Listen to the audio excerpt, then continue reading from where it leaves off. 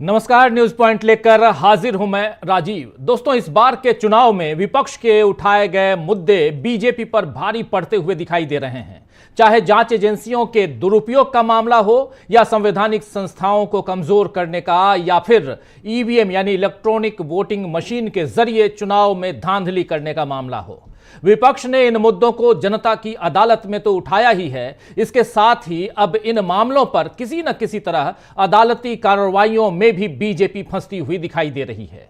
जैसा आप जानते हैं दोस्तों कि इसी सोमवार को सुप्रीम कोर्ट ने इलेक्ट्रॉनिक वोटिंग मशीन यानी ईवीएम के सभी वोटों की गिनती वीवीपैट मशीन की पर्चियों से कराने की मांग वाली याचिका पर सुनवाई की थी। याचिका में मांग की गई थी कि ईवीएम में पड़े सभी वोटों का मिलान वीवीपैट की पर्चियों से करना चाहिए, क्योंकि अभी तक सिर्फ 5% वोटों का ही मिलान वीवीपैट से होता है, जबकि लगभग 24 लाख वीवीपैट मशीनें इस्तेमाल हो रही हैं, यानी 100% वीवीपैट मशीनें चुनाव में इस्तेमाल हो रही हैं।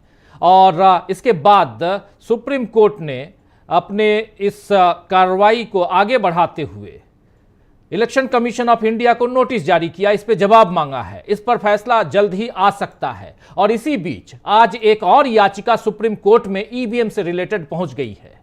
एसोसिएशन फॉर डेमोक्रेटिक रिफॉर्म्स यानी एडीआर ने सुप्रीम कोर्ट में सभी ईवीएम के साथ वीवीपैट मशीन लगाने के मसले पर याचिका दाखिल की थी। इस याचिका में एडीआर ने कोर्ट को निर्वाचन आयोग यानी चुनाव आयोग या इलेक्शन कमीशन कह सकते हैं, और केंद्र को यह सुनिश्चित करने के लिए निर्देश देने का अनुरोध किया है याचिका के जरिए कि मतदाता वीवीपैट के माध्यम से यह सत्यापित कर सकें कि उनका वोट जैसा दर्ज किया गया है वैसे ही उसकी गिनती की गई है, यानी कि उनके हाथ से जो वोट गया है, जिसको उन्होंने वोट डाला है, वो वोट ही गिनती के समय है, यहां कोई हेर फेर नहीं है। इसकी आप कहीं ना कहीं इसको इंश्योर कीजिए कि हाँ ये वैसे ही हो रहा है। एडीआर की तरफ से एक्चुअली इस मांग पर वरिष्ठ वकील आप जानते हैं प्रशांत भूषण, उन्होंने कहा है कि मामले की तत्काल सुनवाई की जानी चाहिए, क्योंकि सामने चुनाव है, जिस पर सुप्रीम कोर्ट ने याचिका को अगले मंगलवार या बुधवार को सूचीबद्ध करने की बात कही है। इस मामले में अब आगे क्या होगा दोस्तों, इस पर तो हमारी निगाहें बनी ही रहेंगी, लेकिन इस समय ऐसा दिख रहा है कि ईवीएम के मुद्दे पर विपक्ष चुनावी बाजी पलट सकता है। जिस तरह इलेक्टोरल बॉन्ड बीजेपी के गले की हड्डी बन गया है, फांस बन गया है इलेक्टोरल बॉन्ड, वैसा ही ईवीएम को लेकर भी होता हुआ दिख रहा है। इन सब मसलों के अलावा दूसरी तरफ देखें तो विपक्ष के नेताओं पर कानूनी सख्ती ने बीजेपी को और घेर लिया है। दरअसल अरविंद केजरीवाल की गिरफ्तारी को चुनौती देने वाली याचिका पर आज दिल्ली हाई कोर्ट में सुनवाई से सियासत तेज हो गई है, और जिस तरह गरमाई हुई है सियासत, उससे नजर आ रहा है कि अदालत का फैसला चाहे जो भी रहे, बाजी विपक्ष के हाथ अब लग चुकी है। वैसे विपक्ष ने अपनी ताकत का एक नमूना रामलीला मैदान से बीजेपी को दिखा दिया था, और आज राहुल गांधी की लोकप्रियता का नजारा वायनाड में देखने को मिला। जी हां, वायनाड पहुंचे थे आज राहुल गांधी। जरा उन तस्वीरों को अगर ला सकते हैं तो स्क्रीन पर ले आइए। वायनाड पहुंचे थे राहुल गांधी और वहां नॉमिनेशन फाइल करने के लिए पहुंचे थे, लेकिन जो नजारा है वो बहुत ही दिलचस्प है। राहुल ने आज वायनाड से नामांकन जो है वो दाखिल कर दिया है, पर्चा भर दिया है, और इस दौरान रोड शो भी उन्होंने किया। रोड शो के बाद उन्होंने आम लोगों से मुलाकात भी की। रोड शो की तस्वीर जरा ले आइए स्क्रीन पे, अभी आप लेके आए भी थे। ये रोड शो की तस्वीर है, देखिए क्या भीड़ है, क्या नजारा है। ये है कोच्चि, और उससे आगे आप वायनाड की तरफ बढ़ें तो ये केरल वायनाड, और जहां से सांसद हैं राहुल गांधी, उनके पक्ष में देखिए ये भीड़ क्या कुछ कहती है, ये जनसैलाब क्या कुछ कहता है, और ये बताता है कि 20 सीटें जो हैं वो कैसे आ सकती हैं इंडिया गठबंधन के की झोली में। तो ये, और इसके बाद राहुल गांधी ने लोगों से घर घर जाकर मुलाकात भी की, उसकी तस्वीर भी आप देख रहे हैं। वायनाड से जो तस्वीरें आ रही हैं दोस्तों, ये बहुत ही इंपॉर्टेंट तस्वीरें हैं, और वो राजनीति की बदलती तस्वीर दिखा रही हैं। पर्चा दाखिल करने के बाद राहुल गांधी ने क्या कुछ कहा है, आइए जरा सुन लेते हैं। और उन्होंने सीधा देश के संविधान के साथ जो कुछ हो रहा है उस पर भी अपनी बात रखी है, लेकिन सुनिए क्या कुछ कह रहे हैं राहुल गांधी। ये जो लड़ाई है, ये जो लड़ाई है, ये लोकतंत्र और कॉन्स्टिट्यूशन, संविधान को बचाने की लड़ाई है। एक तरफ कांग्रेस पार्टी और इंडिया अलायंस लोकतंत्र के लिए लड़ रहे हैं, संविधान के लिए लड़ रहे हैं और दूसरी तरफ प्रधानमंत्री मोदी जी, अमित शाह जी और बीजेपी के लोग, आरएसएस के लोग संविधान को और लोकतंत्र को खत्म करने में लगे हुए हैं। धन्यवाद। तो राहुल गांधी हो या तमाम दूसरे नेता इंडिया गठबंधन के, अब बातें अगर करते हैं तो इंडिया गठबंधन की बात कर रहे हैं। ये एकजुटता दिखाई दे रही है और खासकर अरविंद केजरीवाल की गिरफ्तारी के बाद जो आपने जनसैलाब दिल्ली के रामलीला मैदान में देखा, मैदान के अंदर भी, मैदान के बाहर भी, उसके बाद परिस्थितियां बहुत बदल चुकी हैं और ये परिस्थितियां धीरे धीरे और मजबूती की ओर बढ़ती हुई दिखाई दे रही हैं। ये राहुल गांधी वायनाड में जनसंपर्क राहुल गांधी ने किया और यहां दिल्ली में मल्लिकार्जुन खड़गे जो कांग्रेस पार्टी के अध्यक्ष हैं, उन्होंने घर घर गारंटी अभियान की शुरुआत आज कर दी है। मल्लिकार्जुन खड़गे ने घर घर गारंटी अभियान की शुरुआत की इधर दिल्ली में, और क्या कुछ कहा है मल्लिकार्जुन खड़गे ने वो भी जरा सुन लेते हैं कि इस मौके पर मल्लिकार्जुन खड़गे इधर दिल्ली में जो कह रहे हैं वो बात कैसे दक्षिण तक पहुंचती है, सुनिए जरा। देश की राजधानी दिल्ली में नॉर्थ ईस्ट संसदीय सीट में आज जो कांग्रेस गारंटी कार्ड हम डिस्ट्रीब्यूट कर रहे हैं, ये सारे देश में हम एक संदेश देने के लिए कि हमारे जो 5 गारंटीज है और उसके तहत 25 गारंटीज सारे देश में हम करने के लिए पहले से देश के सामने हमने ये मुद्दा रखा है। खास करके यहाँ के दिल्ली प्रदेश कांग्रेस कमेटी के अध्यक्ष, कांग्रेस के कार्यकर्ता इन गारंटीज के कार्ड को,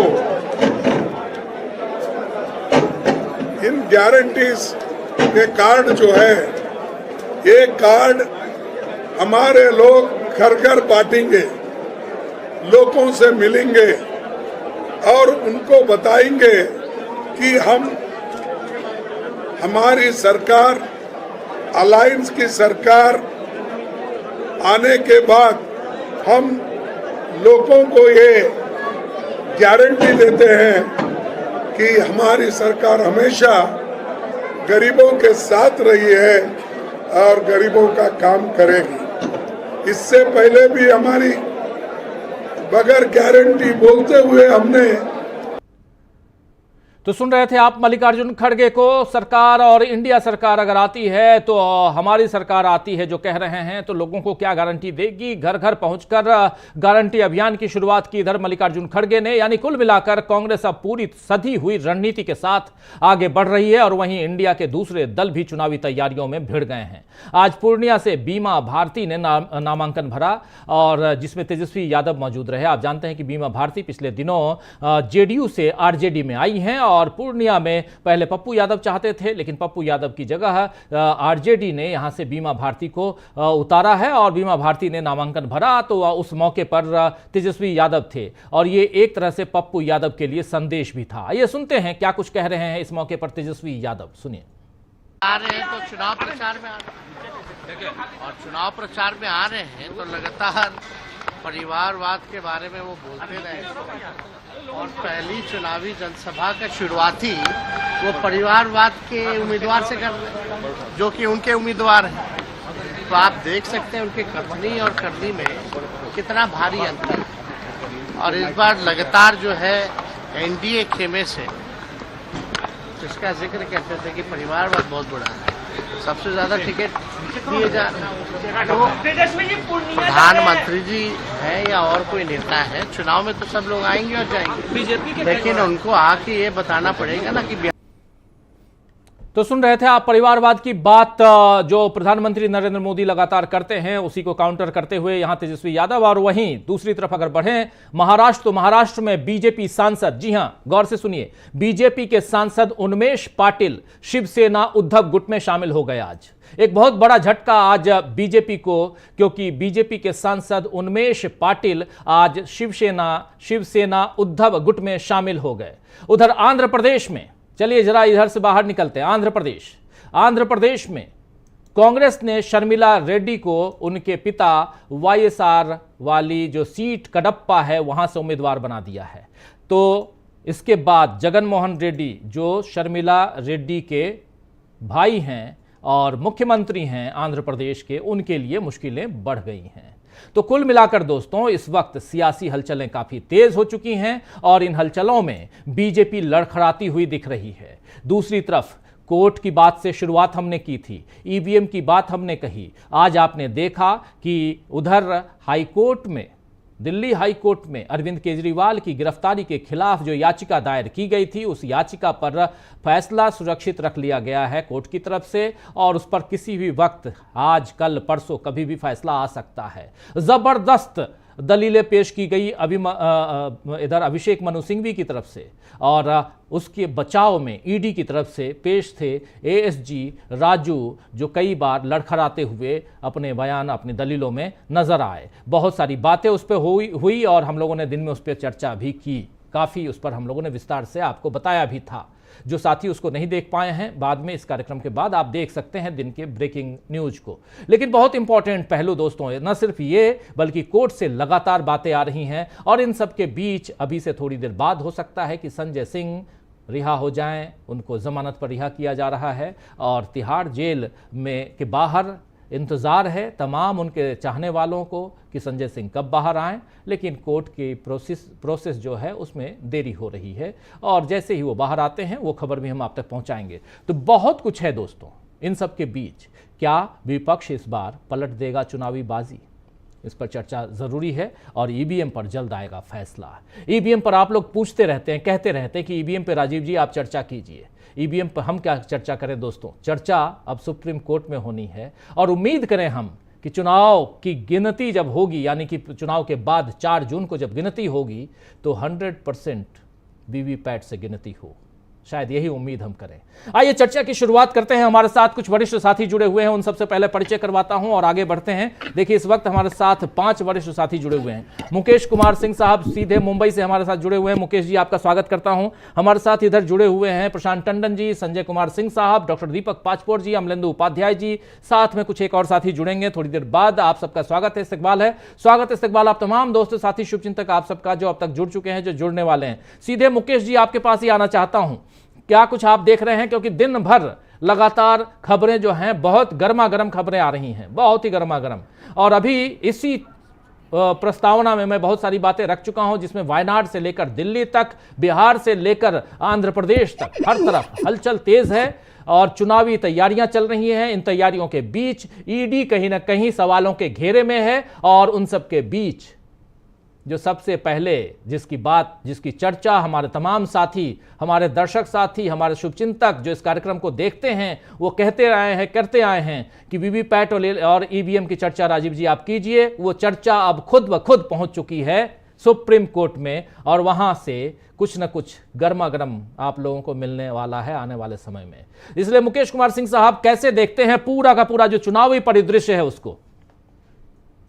देखिए राजीव, मेरी जो समझ है वो ये कहती है कि अगर वीवीपीएटी की 100% काउंटिंग जिसकी डिमांड पिटिशनर की तरफ से की गई है और एडीआर भी उसके साथ जुड़ गई है, अगर सुप्रीम कोर्ट की तरफ से ये चीज़ हो जाए, इसकी अनुमति हो जाए या आदेश हो जाए चुनाव आयोग के लिए, तो मैं समझता हूँ कि भारतीय लोकतंत्र को आखिरी मौके पर बचाने की, डूबने से या मरने से बचाने की वो एक बहुत बड़ी कोशिश होगी।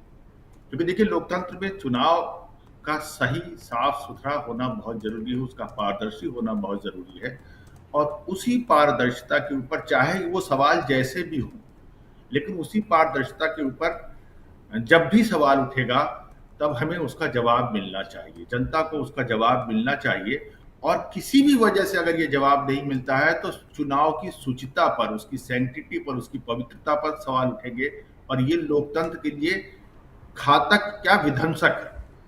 लिहाजा मेरी समझ ये कहती है कि सुप्रीम कोर्ट, ईश्वर करे कि उस दिन सुप्रीम कोर्ट का विजडम वहां तक चला जाए कि वो इस देश के लोकतंत्र को डूबने से बचाने के लिए ये महत्वपूर्ण काम वो कर दे। जी। और इसमें मुझे लगता है कि कोई दिक्कत नहीं है। पिटिशनर ने भी बहुत अच्छे ढंग से इसको एलेबरेट किया और सुप्रीम कोर्ट भी, मुझे लगता है कि जो सेंस प्रिवेल कर रहा है सुप्रीम किसी दूसरे प्लेनेट पे तो है नहीं, तो जाहिर सी बात है कि वो भी इस बात को सुन और समझ रहा होगा कि भाई हम क्या करें जिससे कि इस देश के चुनाव की जो पारदर्शिता है वो बहुत बढ़ जाए। क्योंकि इसमें कोई दो राय नहीं कि मौजूदा चुनाव आयोग वो संशय से और विडंबनाओं से परे नहीं है। ये नहीं कह सकते कि वो वाकई में पूरी तरीके से निष्पक्षता से काम कर रहा है। दूसरी बात कि ईवीएम एक मशीन है, वीवीपीएटी एक मशीन है, आप वहां तक तो आ ही चुके हैं। वीवीपीएटी है आपके पास, पर्चियों को सिर्फ गिनना है और गिनना कोई कठिन काम नहीं है। जिस जमाने में बैलेट से चुनाव होते थे, अखबार के साइज के बैलेट हुआ करते थे बहुत सारी जगहों पर। बैलेट का जो प्रोसेस होता था उसको पहले फोल्ड करके मतदाता डालता था बैलेट बॉक्स में, और उसके बाद जब काउंटिंग के लिए बैलेट बॉक्स खुलता था तो उसमें एक और चीज बहुत अच्छी होती थी, इस मंच पे भी कई लोगों ने हमसे पहले कहा है, और वो ये कि सबको मिक्स कर दिया जाता था। ये सेशन की बहुत बड़ी देन थी कि बैलेट को आपने मिक्स कर दिया ताकि उम्मीदवार ये नहीं जान पाए कि साहब आप जो है वो कहां से किस पार्टी के उम्मीदवार को कितने वोट मिले, जो बहुत जरूरी है चुनाव के लिए। तो ईवीएम का जो दुष्परिणाम हमारे सामने आया था, उस दुष्परिणाम को भी ठीक करने की ये घड़ी है कि अब आप वीवीपीएटी की पर्चियों को आसानी से जांच सकते हैं। छोटी छोटी पर्चियां होती हैं, ताश के पत्ते जैसी छोटी छोटी पर्चियां होती हैं, उनको आपको छांट के एग्रीगेट करना है, भाई ये ए कैंडिडेट का, ये बी का है, ये सी का है, और उन सबको काउंट करने के लिए आज की तारीख में ये जो नोट को काउंट करने वाली मशीन है खूब पॉपुलर है, आसानी से उपलब्ध है। इस नोट को गिनने वाली मशीन से धड़ धड़ धड़ धड़ आसानी से गिने जा सकते हैं। तो कुल मिलाकर के उस प्रक्रिया में 4-5 घंटे जो पिटिशनर ने कहा है सुप्रीम कोर्ट में, 4-5 घंटे से ज्यादा उसमें नहीं लगेंगे। और मुझे लगता है कि इस देश के लिए, और मैं समझता हूं सत्तारूढ़ पार्टी के लिए भी बहुत अच्छा होगा अगर उनकी नियत में गंदगी ना हो, अगर उनके पास कोई खुराफात ना हो, तो मुझे लगता है कि सत्तारूढ़ पार्टी के लिए बहुत बहुत बढ़िया होगा। क्यों? क्योंकि सत्तारूढ़ पार्टी को भी इससे वैलिडिटी मिलेगी कि भाई लो, अब जितने तरह के सवाल ईवीएम पे उठ रहे थे, जितने तरह के सवाल पक्षपात पे उठ रहे थे, उन सवालों का तो उत्तर हो गया। बाकी जो दूसरी तीसरी बातें हैं वो बनी रहेंगी। मिसाल के तौर पे लेवल प्लेइंग फील्ड नहीं बचा। ये हम सब जानते हैं कि लेवल प्लेइंग फील्ड आज की तारीख में नहीं है।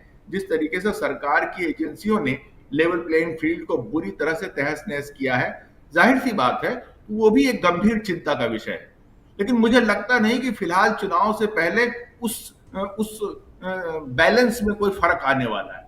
शायद ही आए। वो ढर्रा ऐसे ही चलेगा जैसे हम देखते आ रहे हैं, और हो सकता है उसमें भी हमें यहां से लेकर के और चुनाव तक कुछ गिरावट भी दिख जाए, कुछ और ऐसी चीजें नागवार हो जाए जो लगे कि यार क्या हो गया इस सरकार को, इस सत्ता को, क्यों इसका ऐसे सर फिर गया है। लेकिन इसमें कोई दो राय नहीं है कि इस चुनाव में मैं तो कहता हूं मेरा बस चले तो मैं तो दुआ करता हूं कि हे प्रभु, सुप्रीम कोर्ट को इतनी विजडम मिले, इतना वो विवेक दिखाया कि जैसे उसने चुनाव की शुचिता को, पारदर्शिता को साफ करने के लिए इलेक्टोरल बॉन्ड पे एक ऐतिहासिक फैसला सुनाया है, उसी तरीके से एक करेक्टिव स्टेप ले कि वीवीपीएटी की पर्चियों को गिनने का प्रावधान कर दे।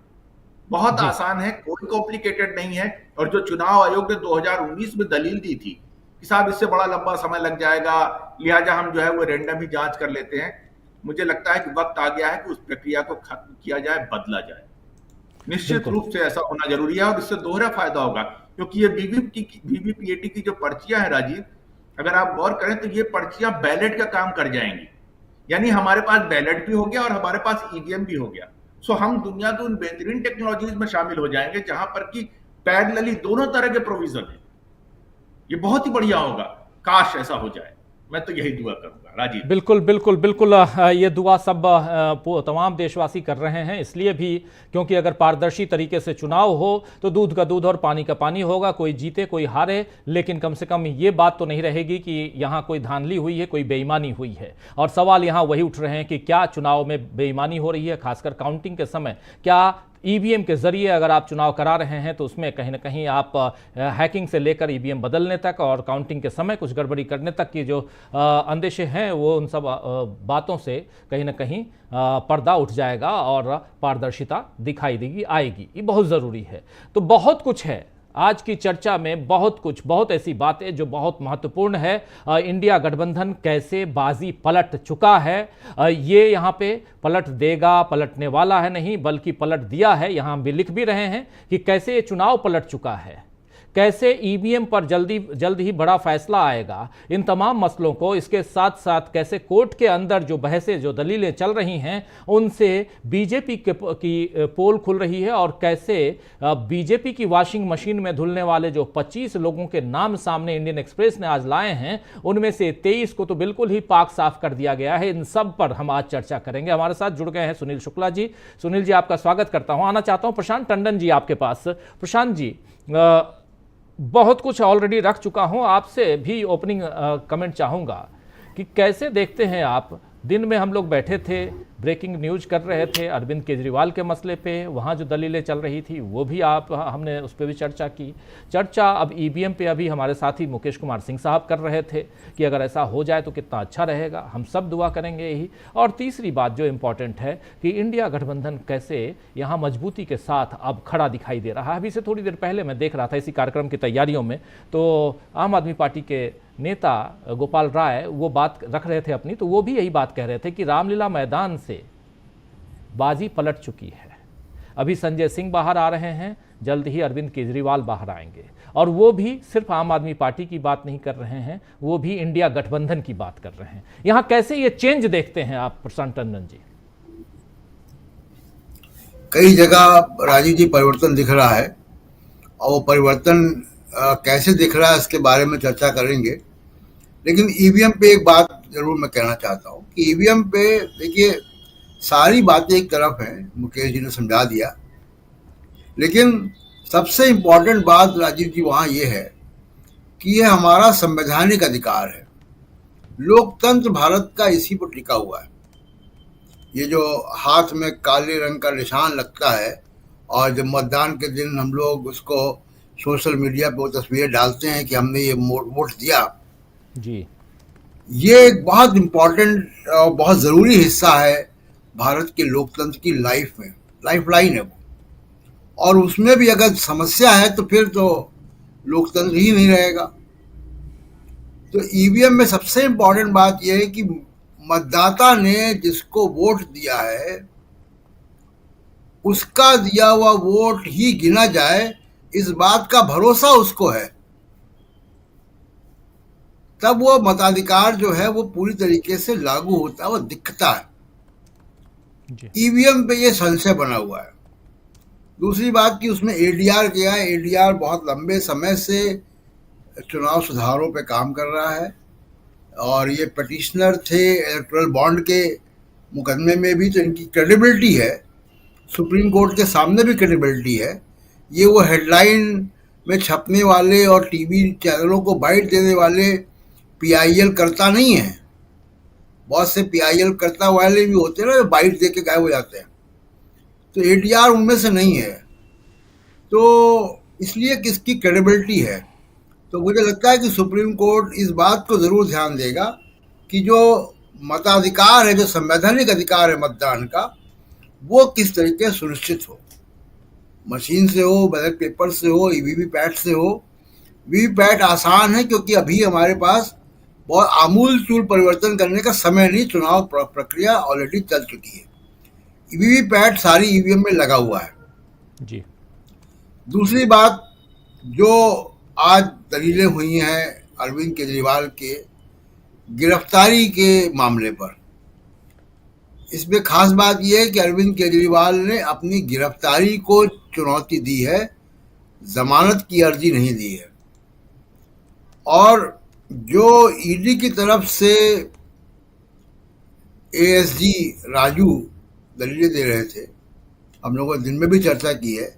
एएसजी राजू की पूरी दलीलें बिल्कुल डिस्ट्रैक्ट करने वाली थी कोर्ट को, कहीं और वो ले जा रहे थे दलीलों को।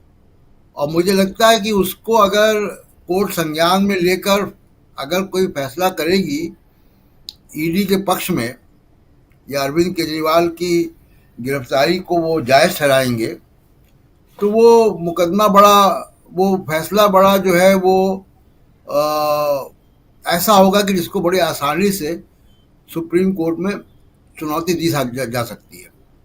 तो मुझे आज दिन में दोनों पक्षों को मैंने देखा करीब से, और दोनों पक्षों को देखते हुए ये लग रहा था कि जो अरविंद केजरीवाल का जो पक्ष है जो रख रहे थे अभिषेक मनु सिंघवी, वो पक्ष ज़्यादा मजबूत था। तो मुझे लगता है कि शायद मेरा वीडियो जो है वो अभी डाउन, सेकेंड राउंड में आऊँगा तो बात रखूँगा अपनी। जी जी, बिल्कुल बिल्कुल बिल्कुल, बहुत महत्वपूर्ण बातें यहाँ। और अरविंद केजरीवाल की सुनवाई का जिक्र भी, ईवीएम की चर्चा भी, और साथ में उधर राहुल गांधी वायनाड में नॉमिनेशन फाइल कर चुके हैं और अब नॉमिनेशन सेकेंड राउंड के लिए, मतलब पहले फेज के मतदान नहीं बल्कि दूसरे फेज के मतदान के लिए लोग कर रहे हैं। और लगातार ये खबरें, ये गतिविधियां आप तक पहुंचती रहेंगी, आती रहेंगी, जिसकी चर्चा हम करते रहेंगे। और इन सब के बीच देश का चुनाव कैसे दिशा बदल चुका है, कैसे पलट चुका है, कैसे बाजी नरेंद्र मोदी के हाथ से निकलती हुई दिखाई दे रही है, इन सब पे हम चर्चा कर रहे हैं। और क्या रामलीला मैदान एक टर्निंग पॉइंट है? जरा आना चाहता हूं पहले संजय कुमार सिंह साहब आपके पास, फिर सुनील शुक्ला जी के पास आता हूं। संजय जी, क्या आपको लगता है रामलीला मैदान? लेकिन इस बीच एक ब्रेकिंग खबर आप देखिए, आम आदमी पार्टी के नेता संजय सिंह का बेल ऑर्डर पहुंच चुका है तिहाड़ जेल और रिलीज करने का प्रोसेस अब शुरू हुआ है। संजय सिंह को तिहाड़ जेल से रिलीज करने का प्रोसेस शुरू हो चुका है। बस थोड़ी ही देर में जेल से बाहर आएंगे संजय सिंह। आम आदमी पार्टी के नेता हैं, राज्यसभा के सांसद हैं संजय सिंह, जो मनी लॉन्ड्रिंग केस में जेल में थे और अब तिहाड़ में थे। अब कल सुप्रीम कोर्ट के फैसले के बाद कि इन्हें जमानत दे दी जाए, उसके बाद आज संजय सिंह का बेल ऑर्डर जो है तिहाड़ जेल पहुंच चुका है और वहां से अब रिलीज करने की, संजय सिंह को रिलीज करने की जो प्रोसेस है वो शुरू हो गई है और बहुत जल्दी संजय सिंह बाहर आएंगे। और उसके बाद क्या कुछ होगा वो सब भी हम आप तक पहुंचाएंगे। संजय कुमार सिंह साहब इधर हमारे साथ जुड़े हुए हैं और संजय जी आपसे भी समझूं, क्योंकि आपके हम नाम ही हैं उधर जिनकी चर्चा अभी हो रही थी, तो हमारे दर्शक कहीं कंफ्यूज ना हो जाएं कि अरे ये कौन संजय सिंह हैं। तो मैं यहाँ बता दूं कि हमारे साथी अजीज हमारे संजय कुमार सिंह साहब, वरिष्ठ जर्नलिस्ट, वरिष्ठ पत्रकार हमारे साथ हैं जो अपनी बात रख रहे हैं और इनसे समझते हैं कि रामलीला मैदान क्या टर्निंग पॉइंट है इस पूरे चुनाव का। संजय जी। मैं कहता हूं कि उल्टी गिनती शुरू हो चुकी है और अगर हम 10 से 1 माने तो रामलीला मैदान तीसरा चौथा होना चाहिए, तीसरा या चौथा होना चाहिए, क्योंकि उल्टी गिनती तो तभी शुरू हो गई थी जब ये पता चल गया था कि ये जो सरकार है वो अपनी तानाशाही नहीं छोड़ेगी और ये लगभग लोगों ने मान लिया कि इनको हराना देश हित में जरूरी है। और तब जब विपक्ष एकजुट होने लगा तो उल्टी गिनती तो तभी शुरू हुई थी और एनडीए माने वो नीतीश कुमार के नेतृत्व में ही कहिए और फिर नीतीश कुमार को दल बदल करवाने के लिए, अपनी तरफ लेने के लिए कर्पूरी ठाकुर को भारत रत्न देने जैसी कार्रवाई हुई। तो मतलब मुझे लगता है कि एकदम खुला था कि सरकार क्या कर रही है और विपक्ष को क्या करना है। विपक्ष बेहद मजबूरी में, और जाहिर है जो लोग आपस में लड़ते रहे थे वो लोग तभी एकजुट होते हैं जब मजबूरी होती है। तो मुझे लगता है कि सरकार ने विपक्ष को मजबूर कर दिया था कि वो एक साथ होकर लड़े और उल्टी गिनती तभी से शुरू हुई थी। तो पहला तो वही था कि जब इंडिया गठबंधन बन गया और बाकी उसके नाम के और नाम को इंडिया गठबंधन और इससे जो परेशानी हुई, उसके बाद भारत कहने लगे, इंडिया को ही भारत बना दिया वगैरह वगैरह, उससे इनकी तानाशाही प्रवृत्ति पूरी तरह उजागर होती गई, जो विपक्ष को एकजुट होने में और मदद करती गई। और इस तरह से और जो इनकी चालें थी, जो इनकी कार्यशैली थी, उसमें अंततः जब अरविंद केजरीवाल की गिरफ्तारी हुई तो बिल्कुल साफ हो गया। और लेकिन मुझे लगता है कि वो अरविंद केजरीवाल की गिरफ्तारी कोई इनके हाथ में था नहीं, ये टाल नहीं सकते थे। जो इन्होंने बिसात बिछाए थे उसमें वो होना ही था और जो बिसात बिछी हुई है उसमें उनको जमानत भी नहीं मिल रही थी। मुझे लगता है कि अगर जमानत गिरफ्तारी हो जाती, जमानत मिल जाती, तो बीजेपी की स्थिति जरा कहने संभलने लायक हो जाती कि हाँ भाई हम तो कार्रवाई कर रहे थे। जैसे आज ही मैंने कल नरेंद्र मोदी का भाषण था, आज के अखबारों में छपा है कि हम भ्रष्टाचार के खिलाफ कार्रवाई करेंगे, डरेंगे नहीं और कुछ भी कर लेंगे, लोग रुकेंगे नहीं वगैरह वगैरह। तो माने अब लग रहा है कि नरेंद्र मोदी का मुद्दा यही है कि वो भ्रष्टाचार के खिलाफ कार्रवाई को अपना पॉइंट बनाना चाहते हैं, उसके आधार पर वोट चाहते हैं। तो उस हिसाब से अगर केजरीवाल की गिरफ्तारी के बारे में ये कहा जाता कि भाई हमने तो कार्रवाई की थी, कोर्ट ने छोड़ दिया, तो हम क्या कर सकते हैं, लेकिन हम तो सकते हैं वगैरह वगैरह। लेकिन इलेक्टोरल बॉन्ड के सामने वो बिल्कुल नहीं, ऐसा थोड़ी हो सकता है संजय जी। बिल्कुल मैं चाहूंगा संजय जी, कोर्ट ने छोड़ा तो हम क्या कर सकते हैं, ये पीएम रहे या राष्ट्रपति रहे वो नहीं कह सकते, क्योंकि वो पाक साफ होके निकला है। इसीलिए उसके बाद तो चेहरा और सिर और नीचे हो जाएगा। जिनको भ्रष्टाचार के आरोपी कह रहे हैं कोर्ट से वो बरी हो रहा है, बिना बेदाग बरी हो रहा है, इसका मतलब है कि प्रधानमंत्री जैसे पद पे बैठा हुआ आदमी झूठ बोल रहा था, ये कहेंगे हम। तो मैं उसी पे आ रहा हूँ कि प्रधानमंत्री बोले या न बोले, उनकी तरफ से ये कहा जाता है और जो पूरा बीजेपी का प्रचार तंत्र है वो इस तरह से प्रचार करता है। जैसे संजय सिंह के बेल में बहुत क्लियर था कि ईडी को कहा गया कि आप अपना पक्ष रखिए, और नहीं तो हम अगर मान लेंगे कि प्रूफ नहीं है या सबूत नहीं है तो आपको बाकी मामलों में दिक्कत होगी। तो मुझे लगता है कि आज संजय सिंह के बेल में संजय सिंह को जमानत मिली, उससे ज्यादा इंपॉर्टेंट ये है कि उनका पीएमएलए का केस पूरी तरह ध्वस्त नहीं हुआ बीजेपी गवर्नमेंट का, वो ज्यादा बड़ी बात है। अगर सुप्रीम कोर्ट चाहता तो वैसे ऑर्डर कर सकता था कि भाई इसमें कुछ नहीं है, तो बाकी लोगों को भी बड़ी आसानी से जमानत मिल जाती, और अरविंद केजरीवाल को जमानत मिलेगी कि नहीं मिलेगी हम लोग अभी चिंता कर रहे हैं, वो स्पष्ट होता कि मिल ही जाएगी। लेकिन सुप्रीम कोर्ट ने इस बात का ख्याल रखा है, और मुझे लगता है कि वो सही भी है कि अगर वाकई मामला है तो उसकी जांच होनी ही चाहिए, उस पर कार्रवाई होनी चाहिए। तो मुझे लगता है कि इस हिसाब से सुप्रीम कोर्ट ने बहुत बचा करके फैसला दिया है, और उसमें खास बात यही है।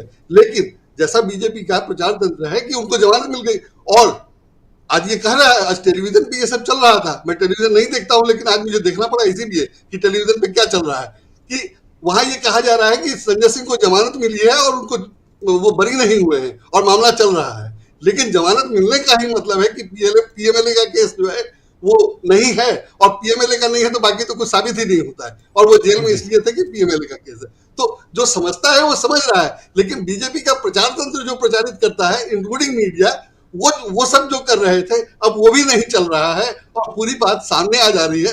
तो मुझे लग रहा है कि बहुत बुरी स्थिति में सरकार खुद ही फंस गई है अपनी तरह से, और जो झूठ बोलते हैं और जो झूठ प्रचारित किया जाता है, गलत तर्क दिए जाते हैं, कुतर्क किए जाते हैं, उस सब का तो जवाब आ ही रहा है। और उसमें सबसे बढ़िया वो ध्रुव राठी की गाड़ी में का वीडियो है जो सब लोग देख करके समझ जाएंगे। तो मुझे लगता है कि वो भी बहुत बड़ी बात है, जो इन लोगों को समझ में नहीं आ रहा था वो समझाने की वो एक उदाहरण पर्याप्त है।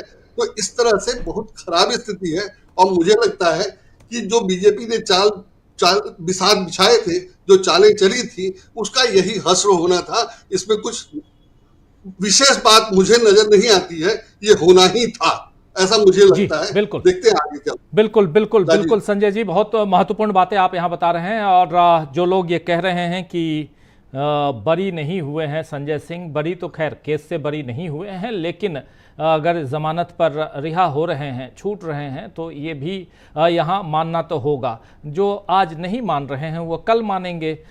सब अपने अपने अंदाज में अपने हिसाब से खबरों को तोड़ मरोड़ के निचोड़ के लोगों तक पहुंचा रहे हैं। अब क्या किया जाए। सुनील शुक्ला जी, आपके पास आना चाहता हूं, और बहुत इंपॉर्टेंट चर्चा हम लोग कर रहे हैं। देखिए, बहुत बहुआयामी चर्चा आज हम कर रहे हैं। ईवीएम की बात, अरविंद केजरीवाल की बात, संजय सिंह अभी अभी थोड़ी देर बाद रिहा होंगे उनकी बात। अभी आपने ब्रेकिंग देखा कि संजय सिंह का ऑर्डर जो है, बेल ऑर्डर पहुंच चुका है तिहाड़ जेल, वो वहां से निकलेंगे, वो भी विजुअल्स हम आप तक पहुंचाएंगे। और उसके अलावा राहुल गांधी के विजुअल्स आप लोगों ने देखे। एक बार फिर से मैं चाहता हूं कि राहुल गांधी का जो विजुअल है वो भी, क्योंकि वायनाड ये कोई उत्तर प्रदेश का मेरठ नहीं है, ये वायनाड है।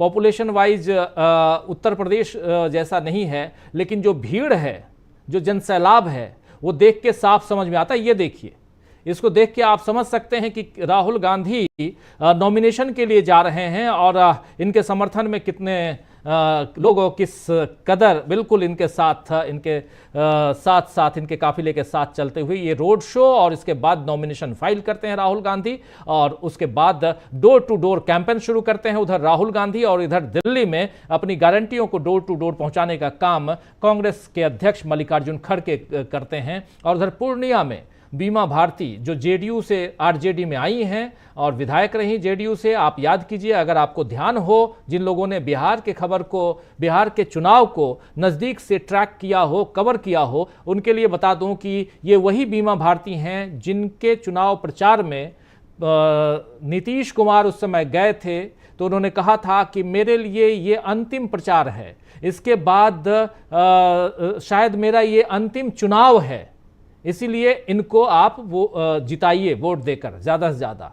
ये नीतीश कुमार ने कहा था, ये चुनाव उनका अंतिम नहीं था, उन्होंने यहाँ साफ साफ झूठ बोला था क्योंकि वो फिर से चुनाव में कूद पड़े हैं। तो ये सब बातें जो हैं धीरे धीरे आनी चाहिए, सामने आनी चाहिए। लेकिन सुनील शुक्ला जी, आपके पास आना चाहता हूं, क्या आपको भी लगता है, मैं अपने तमाम साथियों से भी पूछना चाहता हूं, कमेंट बॉक्स में आप लोग लिख सकते हैं कि आपको इस चुनाव का टर्निंग पॉइंट कहां से लगता है? क्या पटना की रैली, क्या रामलीला मैदान की रैली, क्या शिवाजी पार्क मुंबई की रैली, क्या केजरीवाल की गिरफ्तारी, या कुछ और?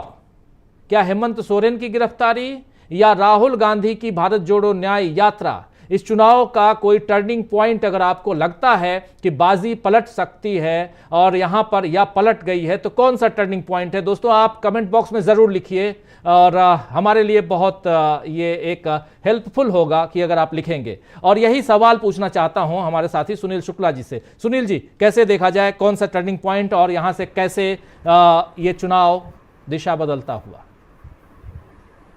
धन्यवाद राजीव जी। मेरा मानना यह है कि राहुल गांधी की भारत जोड़ो यात्रा जो पहली वाली थी, कन्याकुमारी से शुरू हुई थी, उस यात्रा ने इस देश में इस सरकार के खिलाफ एक राजनीतिक माहौल बनाना शुरू कर दिया था। पटना की रैली ने उस राजनीतिक माहौल को और गहरा किया, और दिल्ली की रैली में जो एक राजनीतिक जरूरत थी इस देश में कि विपक्ष एक है, सरकार के खिलाफ उसके मुद्दे एक हैं, और एक साझा कार्यक्रम इनके दिमाग में है, इसका जो संदेश दिया जाना जरूरी था वह दिल्ली की रैली में हुआ। तो ये तीनों घटनाएं इस चुनाव के लिहाज से बहुत ही महत्वपूर्ण है। और अब लगातार विपक्ष ने अपने अभियान को लगातार जारी रखा, भले मेन स्ट्रीम मीडिया उसको न दिखा रहा हो, लेकिन मेरा अपनी जानकारी के अनुसार इस देश का कोई ऐसा राज्य नहीं है जहां के क्षेत्रीय दल या कांग्रेस व्यापक तरीके से जनसंपर्क में न जुटी हुई हो। लगातार इनके अभियान चल रहे हैं। बिहार में तेजस्वी के कार्यक्रम चल रहे हैं, पश्चिम बंगाल में ममता बनर्जी कार्यक्रम चल रहे हैं, तेलंगाना और कर्नाटक में कांग्रेस का अभियान चल रहा है, राजस्थान छत्तीसगढ़ में कांग्रेस सक्रिय है, जम्मू कश्मीर में नेशनल कॉन्फ्रेंस और पीडीपी सक्रिय है, महाविकास अघाड़ी महाराष्ट्र में, मतलब कोई ऐसा राज्य नहीं है जहां पे विपक्ष के लोग सक्रिय नहीं है इस सरकार के खिलाफ अपने मुद्दों को लेकर के। बिल्कुल। रही बात चुनाव को लेकर के, चुनाव का निष्पक्ष होना, पारदर्शी होना और ईमानदार होना, यह लोकतंत्र की मजबूती के लिए बहुत ही जरूरी है। मुझे नहीं पता, मैं दावा नहीं कर सकता कि ईवीएम में कोई छेड़छाड़ हो सकती है या नहीं हो सकती, लेकिन यह मैं जरूर मानता हूं कि अगर ईवीएम को लेकर के इस देश के नागरिकों में कोई संदेह है तो वह संदेह दूर किया जाना चाहिए। आप कुछ भी करना पड़े इलेक्शन कमीशन को, और अगर आप वीवीपैट पर करोड़ रुपए खर्च कर चुके हैं और आपके पास यह लाखों की संख्या में उपस्थित मौजूद है, तो यह इसकी गिनती सभी वीवीपैट के सही मतों की गिनती करना, अगर ये मांग हो रही है तो कोई अनावश्यक मांग नहीं है। इससे चुनाव के समय को लेकर के जो एक विमर्श करने की कोशिश की जा रही है वो नितांत अतार्किक है जी। जन विश्वास से बड़ी चीज कुछ नहीं हो सकती।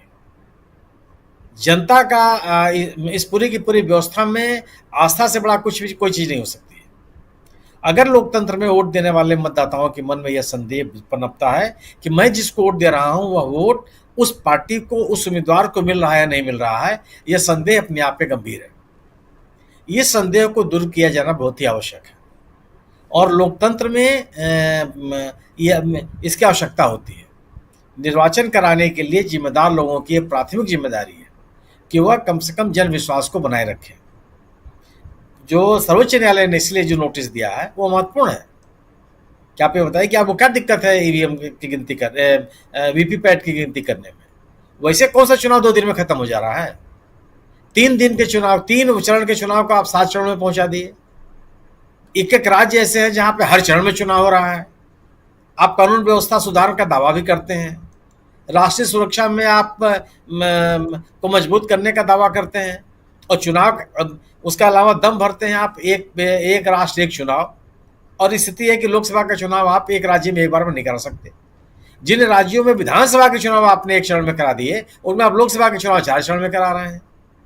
तो इन तमाम चीजों को लेकर के लोगों में संदेह है और ये संतोष दूर किया जाना चाहिए। दूसरी बात कि जो विपक्ष की के मुद्दे हैं, विपक्ष ने अपने मुद्दों में कोई संशोधन नहीं किया, और प्रधानमंत्री जी यह कह रहे हो कि भ्रष्टाचार के खिलाफ मेरा अभियान जारी रहेगा। सभी लोग स्वागत करते हैं। भ्रष्टाचार के पक्ष में इस देश का कौन सा नागरिक खड़ा है? कोई नागरिक नहीं खड़ा है जो भ्रष्टाचार का समर्थन कर रहा हो। लेकिन भ्रष्टाचार खत्म करने के नाम पर भ्रष्टाचारियों को संरक्षण देना, इसके पक्ष में तो कोई नहीं हो सकता। अगर श्रीमती इंदिरा गांधी ने गरीबी हटाओ का नारा दिया, तो अपने कार्यकाल में वो गरीबी हटाने के नारे के प्रति बढ़ती हुई दिखाई पड़ी। उन्होंने प्रीवी पर्स बंद किया, बैंकों का राष्ट्रीयकरण किया, जमींदारी प्रथा खत्म करने की कोशिश की, भूमि का बंटवारे का प्रयास। मतलब एक लगा कि आप गरीबी को दूर करने की तरफ बढ़ते हुए दिख रहे हैं और आप भ्रष्टाचार खत्म करते हुए दिख रहे हैं। आपका भ्रष्टाचार का अभियान यह है कि जिन लोगों के खिलाफ आपने कार्रवाई की, अगर वो आपकी पार्टी में, आपके गठबंधन में शामिल हो गए, तो आपके सत्ता के भागीदार हो गए। जिन लोगों के खिलाफ भ्रष्टाचार के आरोप इस पार्टी ने लगाए, सबके सामने है वो। शुभेंदु अधिकारी के खिलाफ कांग्रेस ने तो आरोप नहीं लगाया नहीं था, टीएमसी ने आरोप तो लगाया नहीं था, मार्क्सवादी कम्युनिस्ट पार्टी ने ही आरोप लगाया था, बीजेपी ने आरोप लगाया था, और उनको आप विपक्ष का नेता बना के रखे हुए हैं। अपनी पार्टी में शामिल होने के बाद जांच आपने बंद कर दी। कितने आरोप लगाया था आप लोगों ने पटेल साहब के खिलाफ, तत्कालीन सिविल एविएशन मिनिस्टर के लिए प्रफुल्ल पटेल जी। पता चला कि आपने उनके मुकदमे को बंद कर दिया। बीजेपी ने आरोप लगाए थे, उस मामले को लेकर के तत्कालीन प्रधानमंत्री पर तमाम गंभीर आरोप लगाए गए थे और आपने इस मुकदमे को बंद कर दिया। हेमंत बिस्वा शर्मा साहब के खिलाफ किसने आरोप लगाए थे? बीजेपी ने लगाए थे। केंद्रीय एजेंसियों ने उनके यहाँ छापे डाले, वो आपकी पार्टी में शामिल हो गए तो आपने उनको मुख्यमंत्री बना दिया और जांच सब बंद कर दी।